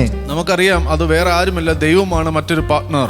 ಅದು ನಮಗೆ ಗೊತ್ತುಂಟು, ಬೇರೆ ಯಾರು ಅಲ್ಲ, ದೇವರೇ ಅದರ ಪಾರ್ಟ್ನರ್ ಆಗಿದ್ದಾನೆ. ദൈവം ആ ഒരു സുവിശേഷം ഈ ലോകത്തിന് കൊടുക്കുന്നതിന് വേണ്ടി എന്തെല്ലാം ചെയ്യാമോ അതെല്ലാം ചെയ്തു കഴിഞ്ഞു. ದೇವರು ಈ ಲೋಕಕ್ಕೆ ಸುವಾರ್ತೆನ ಕೊಡೋಕ್ಕೋಸ್ಕರವಾಗಿ ಏನೆಲ್ಲ ಮಾಡಬೇಕಾಗಿತ್ತು ಅದೆಲ್ಲ ಮಾಡಿದನು. തന്റെ ഏകജാതനായ പുത്രനെ ലോകത്തിലേക്ക് അയച്ചു. ತನ್ನ ಏಕಮಾತ್ರ ಪುತ್ರನನ್ನು ಈ ಲೋಕಕ್ಕೆ ಕಳಿಸಿದನು. 33.5 വർഷം ഈ ലോകത്തിൽ ആ യേശു കർത്താവ് ജീവിച്ചു. 33.5 ವರ್ಷ ಯೇಸು ಕ್ರಿಸ್ತನು ಈ ಲೋಕದಲ್ಲಿ ಜೀವಿಸಿದನು. ആ ദൈവത്വം ഒഴിച്ചിട്ട് മനുഷ്യത്വം എടുത്ത് ഈ ലോകത്തിൽ ഒരു സാധാരണ മനുഷ്യനെ പോലെ ജീവിച്ചു. ಆ ದೈವತ್ವವನ್ನು ಬಿಟ್ಟು ಮನುಷ್ಯತ್ವವನ್ನು ತೆಗೆದುಕೊಂಡು ಸಾದಾ ಮನುಷ್ಯನ ರೀತಿಯಲ್ಲಿ ಲೋಕದಲ್ಲಿ ಜೀವಿಸಿದನು. മുഴുവൻ ലോകത്തിന്റെയും പാപത്തെ അവൻ ചുമന്നു. ಇಡೀ ಲೋಕದ ಪಾಪವನ್ನು ತಾನು ಹೊತ್ತುಕೊಂಡನು. നമ്മളിത് പറയുമ്പോൾ ഈസി ആയിട്ട് തോന്നും, ನಾವಿದು ಹೇಳುವಾಗ ಬಹಳ ಈಸಿಯಾಗಿ ಸುಲಭವಾಗಿ ತೋರಬಹುದು. പക്ഷെ അത് ഈസി അല്ല പ്രിയപ്പെട്ടവരെ. ಆದ್ರೆ ಇದು ಸುಲಭವಲ್ಲ ಪ್ರಿಯ ಜನರೇ. കാരണം പാപം എന്തെന്നറിയാത്തവനായ യേശു കർത്താവ്. ಯಾಕೆಂದ್ರೆ ಪಾಪ ಏನೆಂಬುದು ತಿಳಿಯದಂತಹ ಯೇಸು ಕರ್ತನು. നിങ്ങൾക്കിത് മനസ്സിലാക്കാൻ ഒരു ഉദാഹരണം പറയാം. ನಿಮಗಿದು ತಿಳಿಯಕ್ಕೆ ಒಂದು ಉದಾಹರಣೆ ಹೇಳುತ್ತೇನೆ. ഏതെങ്കിലും ഒരു വിഷയത്തിനകത്ത് നാം ആ വിഷയത്തിൽ ഒന്നും ചെയ്തിട്ടില്ല. ನಾವು ಒಂದು ವಿಷಯದೊಳಗೆ ಆ ವಿಷಯದಲ್ಲಿ ನಾವು ಏನು ಮಾಡಲಿಲ್ಲ. എന്നാൽ അനേകം ആൾക്കാർ നമ്മുടെ ചുറ്റും നിന്ന് പറയുക, നീയാണ് അത് ചെയ്തത്, നീയാണ് തെറ്റ് ചെയ്തത്. ಅನೇಕರು ಅದರ ಸುತ್ತ ನಿಂತ್ಕೊಂಡು ಹೇಳ್ತಾರೆ, ನೀವೇ ಅದನ್ನ ಮಾಡಿದ್ದು ಎಂಬುದಾಗಿ ಹೇಳಬಹುದು. നമ്മൾ അറിയാത്തൊരു കാര്യം നമ്മളെ അതിനകത്ത് തെറ്റുകാരനാക്കുക. ನಾವು ತಿಳಿಯದೇ ಇರುವ ಒಂದು ವಿಷಯಕ್ಕಾಗಿ ಅವರು ನಮ್ಮನ್ನು ತಪ್ಪಿತಸ್ಥರಾಗಿ ಮಾಡ್ತಾ ಇದ್ದಾರೆ. നിങ്ങൾ ആലോചിച്ച് നോക്കിക്കേ, എന്തുമാത്രം ഭാരമായിരിക്കും നമുക്കുണ്ടാകുക. ಹಾಗಿರೋ ನಮಗೆ ಎಷ್ಟರ ಮಟ್ಟಿಗೆ ಭಾರ ಉಂಟಾಗಬಹುದು ಪ್ರಿಯರೇ. തകർച്ചയിലൂടെ ആയിരിക്കും നാം കടന്നു പോകുക. ಎಷ್ಟು ಒಂದು ಇಕ್ಕಟ್ಟಿನಲ್ಲಿ ನಾವು ದಾಟಿ ಹೋಗಬಹುದು. ഒരു ചെറിയൊരു തെറ്റ് നമ്മുടെ മേൽ ആരോപിക്കുമ്പോൾ നമുക്കത് താങ്ങാൻ കഴിയാത്ത വിധം ഭാരമായി മാറും. ಒಂದು ಸಣ್ಣ ತಪ್ಪನ್ನ ನಮ್ಮ ಮೇಲೆ ಆರೋಪಣೆ ಮಾಡುವಾಗ ಅದನ್ನ ಹಿಡಿದುಕೊಂಡು ನಡೆಯಕ್ಕಾಗದ ಒಂದು ಸಿಚುವೇಶನ್ ನಾವು ಹೋಗುತ್ತೇವೆ. നമ്മൾ പലപ്പോഴും പറയും, ഞാനത് ചെയ്തിരുന്നെങ്കിൽ അത് കുഴപ്പമില്ലായിരുന്നു. ನಾವು ಹೇಳ್ಬೋದು, ನಾನದು ಮಾಡದೇ ಇದ್ದರೆ ತೊಂದರೆ ಇರಲಿಲ್ಲ. പക്ഷെ ചെയ്യാത്തൊരു തെറ്റിന് എന്തിന് ഞാൻ കുറ്റമേക്കണം? ನಾನು ಮಾಡದೇ ಇರುವ ಒಂದು ತಪ್ಪಿಗೆ ನಾನು ಯಾಕೆ ಶಿಕ್ಷೆ ಅನುಭವಿಸಬೇಕು? അങ്ങനെയെങ്കിൽ ആലോചിച്ച് നോക്കിക്കേ, ആദം മുതൽ ഈ ലോകത്തിൽ അവസാന മനുഷ്യ പരമ്പര വരെയുള്ളവന്റെ സകല പാപത്തെയും ചുമന്ന് നിൽക്കുന്ന ഒരു രൂപത്തെ ചിന്തിച്ചു നോക്കി. ಆದಾಮನಿಂದ ಈ ಲೋಕದ ಕೊನೆಯ ಸಕಲ ಜನರ ಎಲ್ಲ ಪಾಪವನ್ನು ಹೊತ್ತುಕೊಂಡು ನಿಲ್ಲುವ ಒಂದು ವ್ಯಕ್ತಿ ಕುರಿತು ನೀವು ಚಿಂತೆ ಮಾಡಿ ನೋಡಿ. ഈ സകല മനുഷ്യന്റെയും പാപത്തെ ഒരു പാനപാത്രത്തിന് അകത്താക്കി പിതാവായ ദൈവം പുത്രന് കുടിക്കാൻ കൊടുക്കുക. ಈ ಎಲ್ಲಾ ಮನುಷ್ಯರ ಪಾಪವನ್ನ ಒಂದು ಪಾನಪಾತ್ರದಲ್ಲಿ ಹಾಕಿ ಪುತ್ರನಿಗೆ ದೇವರು ಕುಡಿಯ ಕೊಡ್ತಾ ಇದ್ದಾನೆ. അതുകൊണ്ടാണ് യേശു പറഞ്ഞത്, പിതാവേ കഴിയുമെങ്കിൽ ഈ പാനപാത്രം എങ്കിൽ നിന്ന് നീക്കണമേ. ಅದಕ್ಕೆ ತನ್ನ ಮಗನ್ ಹೇಳ್ತಿದ್ದಾನೆ, ತಂದೆಯ ದೇವರೇ ಸಾಧ್ಯವಾದರೆ ಈ ಪಾನಪಾತ್ರ ನನ್ನಿಂದ ಬದಲಾವಣೆ ಮಾಡು, ದೂರ ಮಾಡು. എന്ന് പറയും, ഈ ലോകത്തിന്റെ മുഴുവൻ പാപവും കൂടെയാണ് ആ പാനപാത്രം. ಅಂದರೆ ಲೋಕದ ಎಲ್ಲ ಪಾಪದ ಪಾನಪಾತ್ರ ಆಗಿದೆ ಅದು. അത് ദൈവം ആയിട്ട് കൂടി അത് മനുഷ്യനായതുകൊണ്ട് അതിനെ വഹിക്കാൻ കഴിയാതെ പുത്രൻ നിലവിളിക്കുകയാണ്. ದೇವರಾದರೂ ಕೂಡ ಮನುಷ್ಯನಾಗಿರುವುದರಿಂದ ಅದನ್ನು ವಹಿಸಕ್ಕಾಗದೆ ಪುತ್ರ ಕೂಗುತ್ತಾ ಇದ್ದಾನೆ. മാനസികമായി ടോർച്ചർ എല്ലാം അനുഭവിച്ചു. ಮಾನಸಿಕವಾದ ಎಲ್ಲ ಟಾರ್ಚರ್ಗಳು ತಾನು ಅನುಭವಿಸಿದನು. അതുകൂടാതെ ശാരീരികമായി എന്തെല്ലാം അനുഭവിക്കാമോ അതെല്ലാം അനുഭവിച്ചു. ಶಾರೀರಿಕವಾಗಿ ಏನೆಲ್ಲ ಅನುಭವಿಸಬಹುದು ಅದೆಲ್ಲ ಅನುಭವಿಸಿದನು. അവസാനത്തുള്ളി രക്തം വരെ വിട്ടുകൊടുത്തു. ಕೊನೆಯ ಆ ಒಂದು ರಕ್ತ ಕೂಡ ಚೆಲ್ಲಿದನು. തന്റെ കൂടെ നടന്ന ശിഷ്യന്മാരെല്ലാം താൻ പ്രാണനെ പോലെ സ്നേഹിച്ചവരൊക്കെ തന്നെ തള്ളിപ്പറഞ്ഞ് ഓടിപ്പോയി. ತಾನು ಪ್ರಾಣ ಎಂಬುದಾಗಿ ಪ್ರೀತಿ ಮಾಡಿದ ತನ್ನ ಶಿಷ್ಯರೆಲ್ಲ ಓಡಿ ಹೋದರು. ഇതെല്ലാം ചെയ്തത് ഈ സുവിശേഷത്തിന് വേണ്ടിയാണ്. ಇದೆಲ್ಲ ತಾನು ಮಾಡಿದ್ದು ಈ ಸುವಾರ್ತೆಗೋಸ್ಕರವಾಗಿ. ഇതെല്ലാം ചെയ്തത് ഈ ലോകത്തെ നേടുന്നതിന് വേണ്ടിയാണ്. ಇದೆಲ್ಲ ಮಾಡಿದ್ದು ಈ ಲೋಕವನ್ನು ಗಳಿಸೋಕೋಸ್ಕರವಾಗಿ. ഇതെല്ലാം സഹിച്ചത് എന്നെയും നിന്നെയും ഈ ലോകത്ത് നിന്ന് നേടി അവന്റെ രാജ്യത്തിൽ ആക്കുന്നതിന് വേണ്ടിയാണ്. ನನ್ನನ್ನು ನಿಮ್ಮನ್ನು ಈ ಲೋಕದಿಂದ ಗಳಿಸಿ ಆತ ರಾಜ್ಯದಲ್ಲಿ ಸೇರೋಕ್ಕೋಸ್ಕರವಾಗಿ. അതാണ് സുവിശേഷത്തിന് വേണ്ടി എന്തെല്ലാം ചെയ്യാമോ എന്തെല്ലാം ചെയ്യണമോ അതെല്ലാം ദൈവം ചെയ്തു കഴിഞ്ഞു. ಸುವಾರ್ತೆಗೋಸ್ಕರ ಏನೆಲ್ಲ ಮಾಡಬೇಕು ಅದೆಲ್ಲ ಕರ್ತನು ಮಾಡಿದ್ದಾನೆ. ഇത് പൗലോസിന് മനസ്സിലായി. ಇದು ಪೌಲಿಗೆ ಅರ್ಥ ಆಯ್ತು. ഇതെല്ലാം ചെയ്ത് കഴിഞ്ഞതാണ്. ಇದೆಲ್ಲ ಮಾಡಿ ಮುಗಿದಿದೆ. ഇനി എനിക്ക് ഇതിനകത്ത് പ്രത്യേകിച്ച് റോളില്ല. ಇನ್ನು ನನಗಿದರಲ್ಲಿ ಪ್ರತ್ಯೇಕ ರೋಲ್ ಏನಿಲ್ಲ. എനിക്ക് ഇതിനകത്തൊരു ഇൻവെസ്റ്റ്മെന്റ് ഇല്ല. ನನಗಿದ ಪ್ರತ್ಯೇಕವಾಗಿ ಇನ್ವೆಸ್ಟ್ಮೆಂಟ್ ಏನಿಲ್ಲ. എനിക്ക് ഇതിനകത്ത് ഇനി ഒന്നും പ്രത്യേകിച്ച് ഇടാനുള്ളതായിട്ടില്ല. ನನಗಿದರಲ್ಲಿ ಪ್ರತ್ಯೇಕವಾಗಿ ಹಾಕೋದಕ್ಕೆ ಏನಿಲ್ಲ. ഞാൻ ഇതിനകത്തൊരു വെറുതെ ഇപ്പോൾ കേറി നിൽക്കാൻ ഒരു അവസരം വന്നിരിക്കുകയാണ്. ನನಗಿದರಲ್ಲಿ ಸುಮ್ಮನೆ ನಿಲ್ಲಕ್ಕೊಂದು ಚಾನ್ಸ್ ಸಿಕ್ಕಿದೆ. ഒരു പാർട്ണറായിട്ട് നിൽക്കാൻ ഒരു അവസരം ಒಂದು വന്നിരിക്കുകയാണ്. ಪಾಲುಗಾರನಾಗಿ ನಿಲ್ಲಕ್ಕೆ ನನಗೆ ಒಂದು ಚಾನ್ಸ್ ಸಿಕ್ಕಿದೆ. ഞാൻ ഇപ്പോൾ ഇത് കേറി നിന്നാൽ ഇതിനകത്തുള്ള എല്ലാ പ്രതിഫലവും എനിക്ക് ലഭിക്കും. ಈಗ ನಾನು ಇದರೊಳಗೆ ನಿಂತರೆ ನನಗೆ ಇದರೊಳಗಿರೋ ಎಲ್ಲ ಪ್ರತಿಫಲ ನನಗೆ ಸಿಗುತ್ತೆ. ഇത് നിങ്ങൾക്ക് മനസ്സിലാകാൻ ഒരു ഉദാഹരണം പറയാം. ಇದು ನಿನಗೆ ಅರ್ಥ ಆಗೋಕ್ಕೋಸ್ಕರ ಒಂದು ಉದಾಹರಣೆ ಹೇಳ್ತೇನೆ. ലോകത്തിലെ ഒരു വലിയ പണക്കാരൻ ഒരാളാണ് ബിൽ ഗേറ്റ്സ്. ಆಮೇಲೆ ಈ ಲೋಕದ ಅತಿ ದೊಡ್ಡ ಹಣವಂತರಲ್ಲಿ ಒಬ್ಬನಾಗಿದ್ದಾನೆ ಬಿಲ್ ಗೇಟ್ಸ್. ബിൽ ഗേറ്റ്സ് നമ്മളെ സമീപിച്ചിട്ട് പറയുകയാണ്, ಆ ಬಿಲ್ ಗೇಟ್ಸ್ ನಮ್ಮ ಬಳಿಗೆ ಬಂದು ಹೇಳ್ತಾ ಇದ್ದಾನೆ, ഞാനൊരു പുതിയ ബിസിനസ് തുടങ്ങാൻ പോകുന്നു. ನಾನೊಂದು ಹೊಸ ಬಿಸ್ನೆಸ್ ಸ್ಟಾರ್ಟ್ ಮಾಡ್ತೇನೆ. 1000 കോടിയുടെ ഒരു ബിസിനസ്. ಒಂದು 1000 ಕೋಟಿಯ ಬಿಸ್ನೆಸ್. ആ 1000 കോടി ഞാൻ മുടക്കാം. ಆ 1000 ಕೋಟಿ ನಾನು ಕೊಡ್ತೇನೆ. ഈ ലോകത്തിന്റെ ക്രമപ്രകാരം ഒരാൾ ഒരു ബിസിനസ് ചെയ്യുമ്പോൾ അതിനകത്ത് 2 പാർട്ട്നേഴ്സ് ഉണ്ടെങ്കിൽ ആ ആദ്യത്തെ ആൾ എന്താ ചെയ്യുന്ന അത്രയും എമൗണ്ട് മറ്റേ ആൾ ഇടണം. ಈ ಲೋಕದ ನಿಯಮಗಳ ಪ್ರಕಾರ ಒಬ್ಬ ವ್ಯಕ್ತಿ ಅವನ ಪಾರ್ಟ್ನರ್ ಆಗಿರುವಾಗ ಅವನು ಎಷ್ಟರ ಮಟ್ಟಿಗೆ ಹಣ ಹಾಕ್ತಾನೋ ಅಷ್ಟರ ಮಟ್ಟಿಗೆ ಮತ್ತೊಬ್ಬ ಪಾರ್ಟ್ನರ್ ಕೂಡ ಹಾಕ್ಬೇಕು. ഇപ്പൊ ബിൽ ഗേറ്റ്സ് 1000 കോടി ഇട്ടാൽ നമ്മളും 1000 കോടി ഇടണം. ಬಿಲ್ ಗೇಟ್ಸ್ 1000 ಕೋಟಿ ಹಾಕಿದ್ರೆ ನಾವು ಕೂಡ 1000 ಕೋಟಿ ಹಾಕ್ಬೇಕು. എന്നാൽ നമ്മുടെ 1000 രൂപ പോലും എടുക്കാനില്ല. ಆದ್ರೆ ನಮಗೆ ಆ 1000 ರೂಪಾಯಿ ಕೂಡ ತೆಗೆಯಕ್ಕಿಲ್ಲ. പക്ഷെ ബിൽ ഗേറ്റ്സ് പറയാൻ സാരമില്ല. ಆದ್ರೆ ಬಿಲ್ ಗೇಟ್ಸ್ ಹೇಳ್ತಾನೆ ಪರವಾಗಿಲ್ಲ, ഈ ബിസിനസ്സിന് എത്ര വേണോ അതെല്ലാം എന്റെ കയ്യിലുണ്ട്. ಬಿಲ್ ಗೇಟ್ಸ್ ಈ ಬಿಸ್ನೆಸ್ ಎಷ್ಟು ಬೇಕೋ ಅದೆಲ್ಲ ನನ್ನ ಕೈಲಿ ಉಂಟು. അതെല്ലാം ഞാൻ ഇട്ടോളാം, നീ ഇതിന്റെ വെറും ഒരു പാർട്ണറായിട്ട് നിന്നാ മതി. ಅದೆಲ್ಲ ನಾನು ಹಾಕ್ತೇನೆ, ನೀ ನನ್ನ ಪಾರ್ಟ್ನರ್ ಆಗಿದ್ರೆ ಸಾಕು. പക്ഷെ നീ നിൽക്കുമ്പോൾ നീ ഒന്നും ഇനി ഇൻവെസ്റ്റ് ചെയ്യണ്ട. ನೀನ್ ನಿಲ್ಲುವಾಗ ನೀನ್ ಏನು ಇನ್ವೆಸ್ಟ್ ಮಾಡೋದು ಬೇಡ. പക്ഷെ ഇതിനകത്ത് എന്തെല്ലാം ലഭിക്കുമോ അതെല്ലാം നമുക്ക് ഈക്വൽ ആയിട്ട് ഷെയർ ചെയ്യാം. ಇದರೊಳಗೆ ಏನೆಲ್ಲ ನಿನಗೆ ಸಿಗುತ್ತದೋ ಅದೆಲ್ಲ ನಾವು ಈಕ್ವಲ್ ಆಗಿ ನಾವು ಶೇರ್ ಮಾಡ್ಕೊಳ್ಳುವ. ഇങ്ങനെ വന്ന് പറഞ്ഞാൽ നമ്മൾ ആ ചാൻസ് വെറുതെ വിടുമോ? ಹೀಗೆ ಅವನು ಬಂದು ಹೇಳಿದರೆ ನಾವು ಆ ಚಾನ್ಸ್ ಸುಮ್ಮನೆ ಬಿಡ್ತೇವಾ? നമ്മുടെ ചുറ്റുമുള്ള ആൾക്കാർക്കെല്ലാം പറയും ഒരു ഗോൾഡൻ ചാൻസ് എനിക്ക് വന്നു. ನಮ್ಮ ಸುತ್ತಲಿರುವ ಜನರಿಗೆಲ್ಲ ನಾವು ಹೇಳ್ತೇವೆ ಒಂದು ಗೋಲ್ಡನ್ ಚಾನ್ಸ್ ನನಗೆ ಬಂದಿದೆ. അതിനകത്ത് നിൽക്കാൻ നാം എന്തെല്ലാം ചെയ്യാമോ അതെല്ലാം ചെയ്യും. ಅದರೊಳಗೆ ನಿಲ್ಲಕ್ಕೆ ನಾವು ಏನೆಲ್ಲ ಮಾಡಕ್ಕಾಗತ್ತೆ ಅದೆಲ್ಲ ನಾವು ಮಾಡುತ್ತೇವೆ. ഇത് പൗലോസിന് മനസ്സിലായി. ಇದು ಪೌಲಿಗೆ ಅರ್ಥ ಆಯ್ತು. ഡമസ്കോസിൽ വെച്ച് യേശു കർത്താവ് അവനെ പിടിച്ചപ്പോൾ, ಡಮಾಸ್ಕಸ್ ದಾರಿಯಲ್ಲಿ ಯೇಸು ಕರ್ತನು ಪೌಲ್ ಹಿಡಿದಾಗ, കൃപയാൽ ഈ സുവിശേഷം അവന്റെ കയ്യിലോട്ട് കൊടുത്തപ്പോൾ, ಕೃಪೆಯಲ್ಲಿ ಈ ಸುವಾರ್ತೆನ ಅವನ ಕೈಯಲ್ಲಿ ಕೊಟ್ಟಾಗ പൗലോസിന് മനസ്സിലായി എനിക്ക് പ്രത്യേകിച്ച് ഒന്നും ചെയ്യേണ്ട ആവശ്യമില്ല. ಪೌಲಿಗೆ ಅರ್ಥ ಆಯ್ತು ನನಗೆ ಪ್ರತ್ಯೇಕವಾಗಿ ಏನು ಮಾಡೋ ಅವಶ್ಯಕತೆ ಇಲ್ಲ. ഈ സുവിശേഷത്തിന് വേണ്ടി ചെയ്യാനുള്ള എല്ലാം ദൈവം ചെയ്തു കഴിഞ്ഞു. ಈ ಸುವಾರ್ತೆಗೋಸ್ಕರ ಮಾಡಬೇಕಾಗಿದ್ದೆಲ್ಲ ಆತನು ಮಾಡಿದ್ದಾನೆ. ഇതൊരു ഗോൾഡൻ ചാൻസ് ആണ് കേറി നിൽക്കാൻ. ಇದೊಂದು ಗೋಲ್ಡನ್ ಚಾನ್ಸ್ ಆಗಿದೆ ಹತ್ತು ನಿಲ್ಲಕ್ಕೋಸ್ಕರವಾಗಿ. അതുകൊണ്ടാണ് പൗലോസ് അവിടെ പറയുന്നത് സുവിശേഷത്തിൽ ഒരു പങ്കാളിയാകേണ്ടതിന്, ഇതിന്റെ ഒരു പാർട്ണറായി നിൽക്കേണ്ടതിന് ഞാൻ സകലതും സുവിശേഷ നിമിത്തം ഞാൻ സകലതും ചെയ്യുക. ಸುವಾರ್ತೆ ಫಲದಲ್ಲಿ ಪಾಲುಗಾರನಾಗಬೇಕೆಂದು ಇದೆಲ್ಲವನ್ನು ಸುವಾರ್ತೆಗೋಸ್ಕರವೇ ಮಾಡುತ್ತೇನೆ. ഇന്ന് ആത്മാവിൽ ഇത് ഞങ്ങൾ സംസാരിക്കുമ്പോൾ, ನಾವು ಇದು ಆತ್ಮಲ್ಲಿ ಇವತ್ತು ಮಾತಾಡುವಾಗ പരിശുദ്ധാത്മാവ് തീവ്രമായി ആഗ്രഹിക്കുന്ന ഒരു കാര്യമുണ്ട്. ಪವಿತ್ರಾತ್ಮ ತೀವ್ರವಾಗಿ ಆಸೆ ಪಡುವ ಒಂದು ವಿಷಯ ಉಂಟು. ഇത് കേൾക്കുന്നവരിലും ഇങ്ങനെ ഒരു ബോധോദയം ഉണ്ടായിരുന്നെങ്കിൽ, ಇದು ಕೇಳುವವರಿಗೂ ಈ ರೀತಿ ಒಂದು ತಿಳುವಳಿಕೆ ಉಂಟಾದರೆ, സുവിശേഷത്തിനായി എന്നെയും നിങ്ങളെ വിളിക്കുമ്പോൾ ഇതൊരു ഗോൾഡൻ ചാൻസ് ആണെന്ന് പറഞ്ഞ് കേറി നിൽക്കാൻ നമുക്ക് കഴിഞ്ഞു. ಸುವಾರ್ತೆಗೋಸ್ಕರ ಕರೆಯುವಾಗ ಇದೊಂದು ಗೋಲ್ಡನ್ ಚಾನ್ಸ್ ಅಂತೇಳಿ ಒಳಗೆ ನಿಲ್ಲೋದಾದರೆ, പൗലോസ് കേറി നിന്നതുപോലെ ഒന്ന് കേറി നിൽക്കാൻ നമുക്ക് കഴിഞ്ഞു. ಪೌಲನು ಹತ್ತಿ ನಿಂತ ರೀತಿಯಲ್ಲಿ ನಾವು ನಿಲ್ಲಕ್ಕೆ ಸಾಧ್ಯವಾದರೆ, അടുത്തത് പൗലോസ് പറയാ, ഓട്ടക്കളത്തിൽ ഓടുന്നവർ എല്ലാവരും ഓടുന്നു, എങ്കിലും ഒരുവൻ മാത്രമേ ബിരുദ പ്രാപിക്കുന്നു. ನಂತರ ಪೌಲ ಹೇಳ್ತಾ ಇದ್ದಾನೆ, ರಂಗಸ್ಥಾನದಲ್ಲಿ ಓಡುವುದಕ್ಕೆ ಗೊತ್ತಾದವರೆಲ್ಲರೂ ಓಡುತ್ತಾರಾದರೂ ಒಬ್ಬನು ಮಾತ್ರ ಬಿರುದನ್ನು ಹೊಂದುತ್ತಾನೆ. നിങ്ങളും പ്രാപിക്കാൻ തക്കവണ്ണം ഓടുവി. ನೀವು ಗಳಿಸೋಕ್ಕೋಸ್ಕರವಾಗಿ ಓಡಿರಿ. അപ്പോൾ ഓട്ടം പല വിധത്തിലുണ്ട്. ಆಗಿರೋ ಓಟ ಅನೇಕ ವ್ಯತ್ಯಸ್ತ ರೀತಿಯಲ್ಲಿ ಓಟ ಉಂಟು. അതുകൊണ്ടാണ് ഇവിടെ പറഞ്ഞ് പ്രാപിക്കാൻ തക്കവണ്ണം ഓടുവി. ಗಳಿಸೋಕ್ಕೋಸ್ಕರ ಗಳಿಸಕ್ಕೋಸ್ಕರ ಓಡಿರಿ. അപ്പൊ പ്രാപിക്കാൻ അല്ലാത്തവണ്ണോ ഓടാം. ಆಮೇಲೆ ಗಳಿಸಕ್ಕಾಗದ ರೀತಿಲೂ ಓಡಬಹುದು. കുറെ പേര് ഓടുന്നുണ്ട്, എന്നാൽ ഞാനും കൂടെ ഓടാമെന്ന് പറഞ്ഞ് ഓടുന്നവരുണ്ട്. ತುಂಬಾ ಜನ ಓಡ್ತಾ ಇದ್ದಾರೆ, ನಾನು ಕೂಡ ಜೊತೆಗೆ ಓಡ್ತೇನೆ ಎಂಬುದಾಗಿ ಓಡೋರಿದ್ದಾರೆ. ഞാൻ സാധാരണ പറയുന്ന ഒരു കഥ പോലെ പറയുന്ന ഒരു കാര്യമുണ്ട്. ನಾನು ಸಾಧಾರಣವಾಗಿ ಹೇಳುವ ಒಂದು ಕಥೆ ರೀತಿಯಲ್ಲಿ ಒಂದು ವಿಷಯ ಉಂಟು. ഈ കള്ളന്മാരെ കാണുമ്പോ പട്ടി കുരയ്ക്കും. ಆ ಕಳ್ಳರನ್ನ ನೋಡುವಾಗ ನಾಯಿ ಬೊಗಳುತ್ತೆ.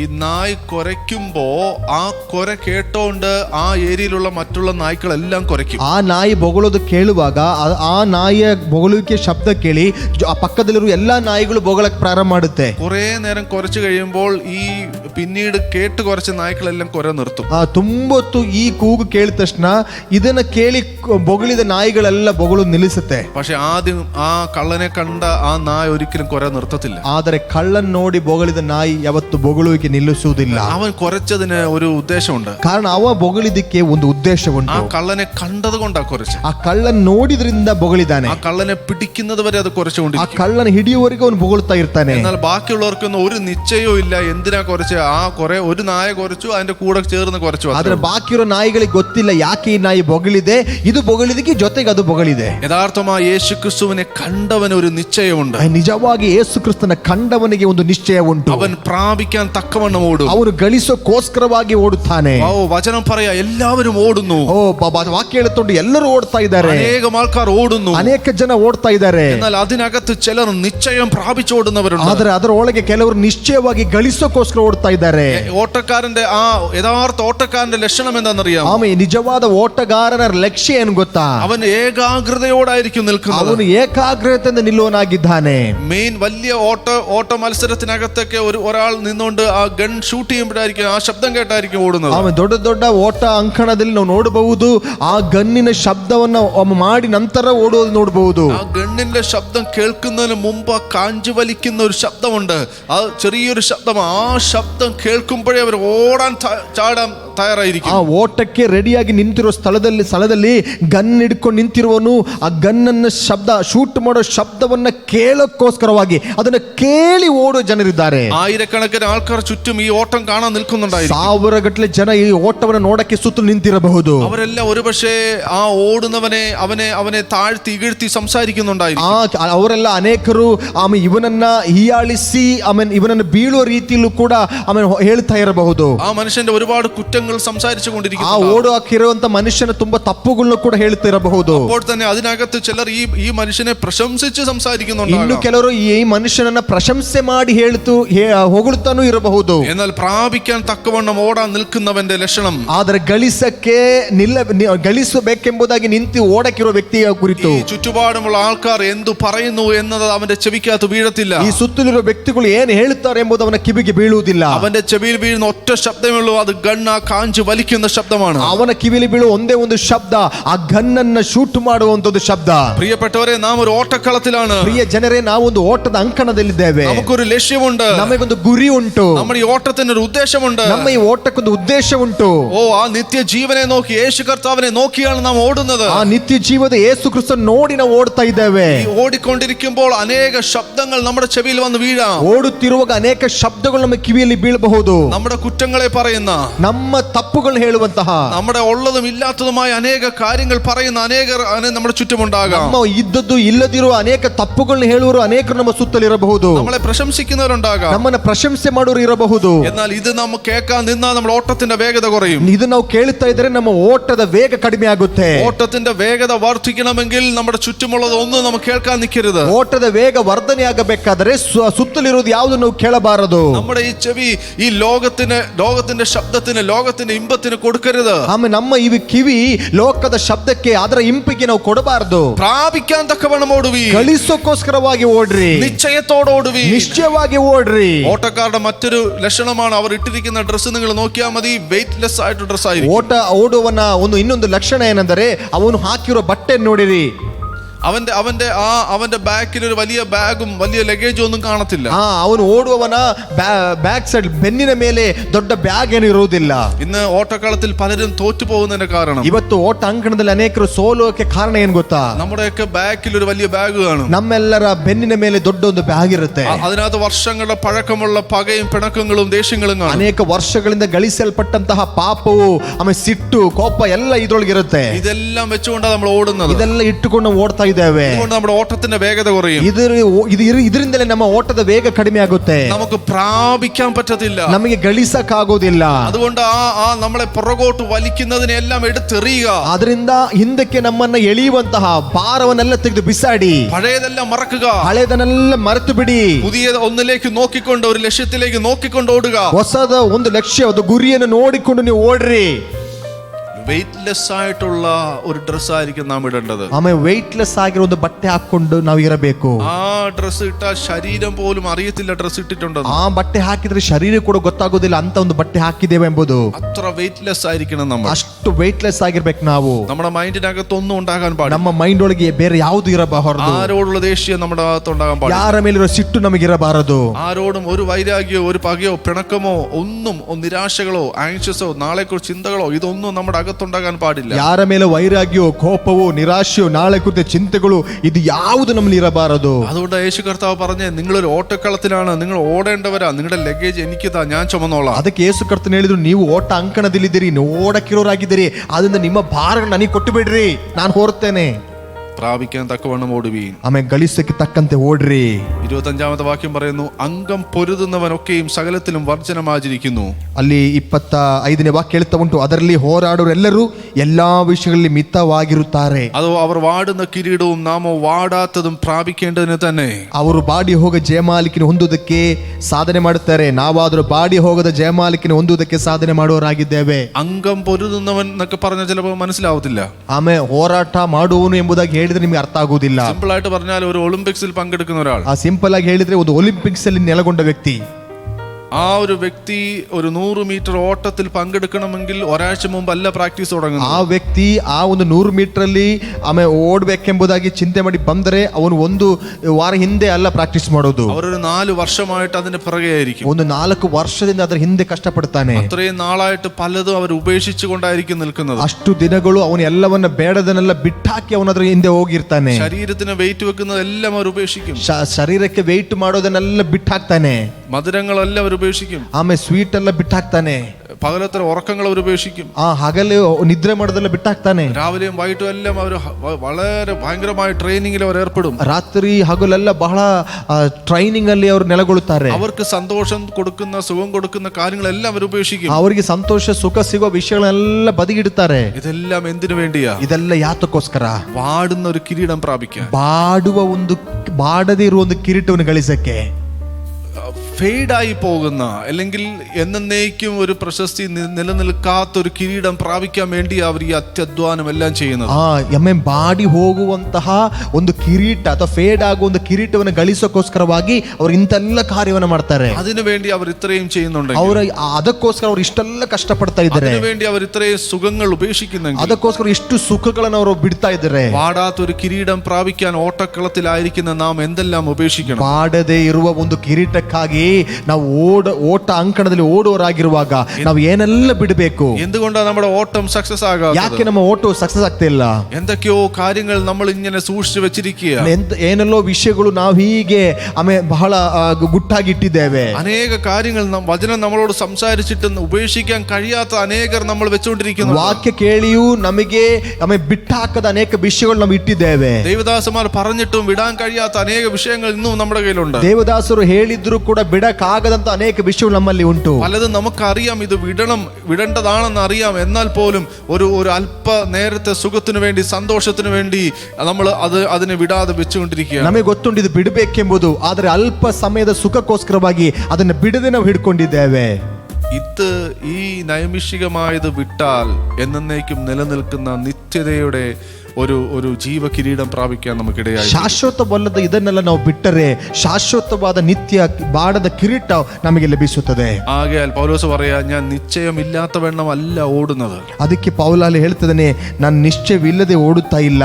ആകാശത്തെ കുത്തുന്നത് പോലെ അല്ല ഞാൻ മുഷ്ടിയുദ്ധം ചെയ്യുന്നത്. ನಾನು ಗಾಳಿಯನ್ನು ಗುದ್ದುವನಾಗಿರದೆ ಗೆಲ್ಲಬೇಕೆಂದವನಾಗಿ ಗುದ್ದಾಡುತ್ತೇನೆ.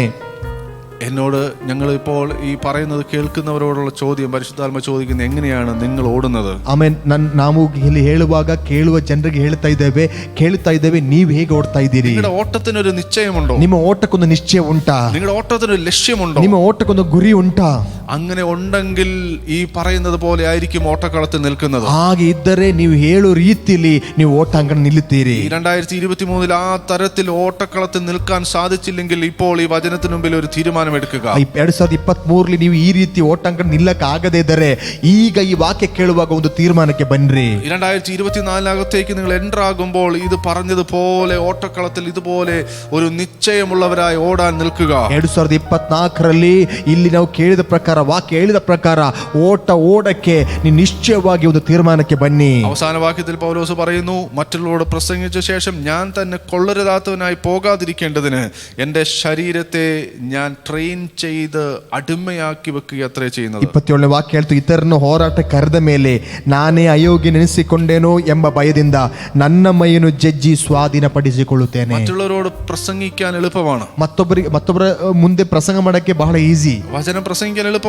ಬಹಳ ಪ್ರಸಂಗ ಮಾಡಕ್ಕೆ ಬಹಳ ಈಸಿ ಆದ ವಿಷಯ. പക്ഷെ ആ പ്രസംഗിച്ച ആ വചനം ചെയ്യാൻ അത്ര ഈസി അല്ല. ಆ ಪ್ರಸಂಗ ಮಾಡಿದ ವಚನವನ್ನ ಅನುಸರಿಸಿ ಮಾಡಕ್ಕೆ ಬಹಳ ಕಷ್ಟ ಉಂಟು. ഞാൻ പ്രസംഗിക്കുന്ന വചനം ഞാൻ പ്രാക്ടീസ് ചെയ്യുന്നുണ്ടെങ്കിൽ അത് കേൾവിക്കാല്ല അത് ഫലം ചെയ്യും. ನಾನು ಪ್ರಸಂಗ ಮಾಡೋ ವಿಷಯ ಅದು ನನ್ನ ലൈഫಲ್ಲಿ പ്രാക്ടീസ് ಮಾಡ್ತಾ ಇದ್ದಾರೆ, ಅದು ಕೇಳುವರ ಜೀವಿತದಲ್ಲಿ ಅದು ಕಾರ್ಯ ಮಾಡುತ್ತೆ. ഞാൻ വചനം പ്രസംഗിക്കുമ്പോൾ എൻ്റെ രഹസ്യ ജീവിതത്തിലെ അല്ലെങ്കിൽ എൻ്റെ പബ്ലിക് ലൈഫിലെ എൻ്റെ പുൾപിറ്റിൽ നിന്ന് വെളിയിലുള്ള ലൈഫിലെ കാര്യങ്ങളാണ് കേൾവിക്കാർ കേൾക്കുന്നതെങ്കിൽ ഈ വചനം അവർക്ക് പ്രയോജനം ചെയ്യത്തില്ല.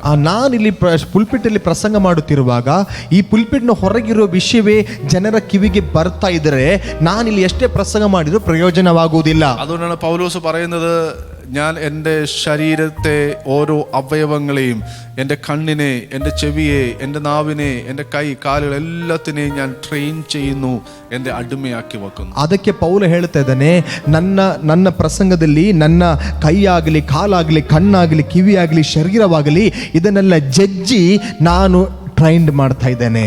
ശുശ്രൂഷക്കാർ ഏറ്റവും അധികം ശ്രദ്ധിക്കേണ്ട ഒരു ഭാഗമാണിത്. ಸುವಾರ್ತಿಕರು ಬಹಳ ಹೆಚ್ಚಾಗಿ ಶ್ರದ್ಧೆ ಮಾಡಬೇಕಾದ ಒಂದು ಭಾಗವಾಗಿದೆ ಇದು. നമ്മുടെ നാവ് കൊണ്ട് പ്രസംഗിക്കാൻ എളുപ്പമാണ്. ನಮ್ಮ ನಾಲಿಗೆಯಿಂದ ಪ್ರಸಂಗ ಮಾಡಕ್ಕೆ ಬಹಳ ಸುಲಭ. എന്നാൽ നമ്മുടെ കണ്ണിനെ അടിമയാക്കാൻ, നമ്മുടെ അടിമയാക്കാൻ, ಆದ್ರೆ ನಮ್ಮ ಕಣ್ಣನ್ನ ನಮ್ಮ ದಾಸತ್ವದ ಅನುಭವಕ್ಕೆ ತರಕ್ಕೆ, നമ്മുടെ ചെവിയെ നമ്മുടെ അടിമയാക്കാൻ, ನಮ್ಮ ಕಿವಿಯನ್ನ ದಾಸನ ಅನುಭವಕ್ಕೆ ತರಕ್ಕೆ. കാരണം ചെവിയുടെ ഇഷ്ടത്തിനെല്ലാം ചെവിക്ക് കേൾക്കാൻ പറ്റില്ല. ಆ ಕಿವಿಯ ಇಷ್ಟಕ್ಕಲ್ಲದೆ ಕಿವಿಗೇನು ಕೇಳಕ್ಕಾಗುವುದಿಲ್ಲ. കണ്ണിനെ നാം അടിമയാക്കിയാൽ കണ്ണിന്റെ ഇഷ്ടത്തിനെല്ലാം കണ്ണിന് കാണാൻ പറ്റില്ല. ಕಣ್ಣನ್ನು ನಮ್ಮ ದಾಸದ ಅನುಭವಕ್ಕೆ ತಂದ್ರೆ ಕಣ್ಣಿಗೆ ಇಷ್ಟ ಇರೋದು ಮಾತ್ರ ನಮಗೆ ಕಾಣಕ್ಕಾಗುತ್ತೆ. കാലിനെ നമ്മുടെ ഇഷ്ടത്തിന് അടിമയാക്കി കഴിഞ്ഞാൽ കാലിന്റെ ഇഷ്ടത്തിന് എവിടെയും പോകാൻ പറ്റില്ല. ನಾವು ಕಾಲನ್ನು ಕೂಡ ನಮ್ಮ ದಾಸದ ಅನುಭವಕ್ಕೆ ತಂದ್ರೆ ಕಾಲಿನ ಇಷ್ಟಕ್ಕೆ ಅದು ಎಲ್ಲಿಯೂ ಹೋಗಕ್ಕಾಗುದಿಲ್ಲ. ഇതുപോലെ നമ്മെ തന്നെ ഒന്ന് ട്രെയിൻ ചെയ്താൽ, ಇದೇ ರೀತಿ ನಮ್ಮನ್ನು ನಾವು ಸ್ವಲ್ಪ ಟ್ರೈನ್ಡ್ ಮಾಡಿದರೆ, നമ്മുടെ ശരീരങ്ങളെ, നമ്മുടെ ശരീരത്തിലെ ഓരോ അവയവങ്ങളെയും ട്രെയിൻ ചെയ്ത് അടിമയാക്കിയാൽ വചനം അതിന് ഏറ്റവും എഫക്റ്റീവായിട്ട് പുറപ്പെടാൻ ഇടയായി. ಇದೇ ರೀತಿ ನಮ್ಮ ಶರೀರದ ಅವಯವಗಳನ್ನ ಟ್ರೈನ್ ಮಾಡಿ ಮುಂದೆ ತಗೊಂಡೋದರೆ ನಮ್ಮಲ್ಲಿರೋ ವಾಕ್ಯ ಕೂಡ ಅಷ್ಟೇ ಮಹೋನ್ನತವಾಗಿ ಮುಂದೆ ಹೋಗುತ್ತದೆ. നമുക്ക് കണ്ണടയ്ക്കാൻ പ്രാർത്ഥിക്കാം. ನಾವು ಕಣ್ಣುಗಳು ಮುಚ್ಚುವ ಪ್ರಾರ್ಥನೆ ಮಾಡುವ. കർത്താവേ, കേൾപ്പിച്ച വചനത്തിനായി നന്ദി പറയുന്നു. ಕರ್ತನೆ ಕೇಳಿದ ವಾಕ್ಯಕ್ಕಾಗಿ ವಂದನೆ ಸಲ್ಲಿಸುತ್ತೇನೆ. ഇത്രയും സമയം കർത്താവേ അങ്ങ് ഞങ്ങളോട് സംസാരിച്ചല്ലോ. ಇಷ್ಟು ಸಮಯ ಕರ್ತನ ಮೊಟ್ಟಿಗೆ ನೀನು ಮಾತಾಡಿದೀಯಲ್ಲ. ദൈവമേ, ഇത് കേട്ടിട്ട് ഒരു കേൾവിക്കാരനായിട്ട് ഇരിക്കാനല്ല, ഞങ്ങളുടെ ജീവിതത്തിൽ അത് പ്രാക്ടീസ് ചെയ്യുവാൻ, പ്രവൃത്തിയിലേക്ക് കൊണ്ടുവരുവാൻ ഞങ്ങളെ സഹായിച്ചു. ಈ ವಾಕ್ಯವನ್ನು ಕೇಳುವ ವ್ಯಕ್ತಿಯಾಗಿ ಕೂರದೆ ಅದು ನಮ್ಮಲ್ಲಿ ಪ್ರಾಕ್ಟೀಸ್ ಆಗುವಂತೆ ಸಹಾಯ ಮಾಡಪ್ಪ. കർത്താവേ, ഒരു വിശുദ്ധിയുടെ ജീവിതം നയിക്കുവാൻ ഞങ്ങളെ സഹായിച്ചാട്ടെ. ಕರ್ತನೆ, ಒಂದು ವಿಶುದ್ಧಿಯ ಜೀವನ ನಡೆಸಕ್ಕೆ ನಮ್ಮನ್ನು ಸಹಾಯ ಮಾಡು. നിശ്ചയിക്കത്തക്കവണ്ണം ഒരു നിശ്ചയമുള്ളവരായി ഓടുവാൻ, ഈ ഓട്ടക്കളത്തിൽ നിൽക്കുവാൻ ഞങ്ങളെ സഹായിച്ചാട്ടെ. ಒಂದು ನಿಶ್ಚಯವುಳ್ಳವರಾಗಿ ಓಡಕ್ಕೋಸ್ಕರವಾಗಿ ಅಂಕಣ ನಿಲ್ಲಕ್ಕೆ ನಮ್ಮನ್ನು ಶಕ್ತಿಕರಿಸು. ഞങ്ങളുടെ ശരീരത്തെല്ലാം നിയന്ത്രിച്ച് അതിനെ ട്രെയിൻ ചെയ്ത് അടിമയാക്കി വെക്കുവാൻ ഞങ്ങളെ സഹായിച്ചു. ನಮ್ಮ ಶರೀರವನ್ನೆಲ್ಲ ಜಜ್ಜಿ ಸ್ವಾಧೀನ ಮಾಡಿಕೊಳ್ಳಕ್ಕೋಸ್ಕರವಾಗಿ ನಮ್ಮನ್ನು ಶಕ್ತಿಕರಿಸು. ഈ സുവിശേഷത്തിൽ എങ്ങനെയെങ്കിലും ഒരു പങ്കാളിയായി നിലനിൽക്കുവാൻ ഞങ്ങളെ സഹായിച്ചു. ಈ ಸುವಾರ್ತೆಯಲ್ಲಿ ಹೇಗಾದರೂ ಮಾಡಿ ಪಾಲುಗಾರರಾಗಿ ನಿಲ್ಲಕ್ಕೆ ನಮಗೆ ಸಹಾಯ ಮಾಡು. പ്രാർത്ഥന കേട്ട കൃപയ്ക്കായി സ്തോത്രം. ಪ್ರಾರ್ಥನೆ ಕೇಳಿದಕ್ಕಾಗಿ ವಂದನೆ. യേശുവിൻ നാമത്തിൽ തന്നെ. ಯೇಸು ನಾಮದಲ್ಲಿ ತಂದೆ. ആമേൻ. ಆಮೇನ್ ಆಮೇನ್. God bless you all. ದೇವರ ಆಶೀರ್ವದಿಸಲಿ.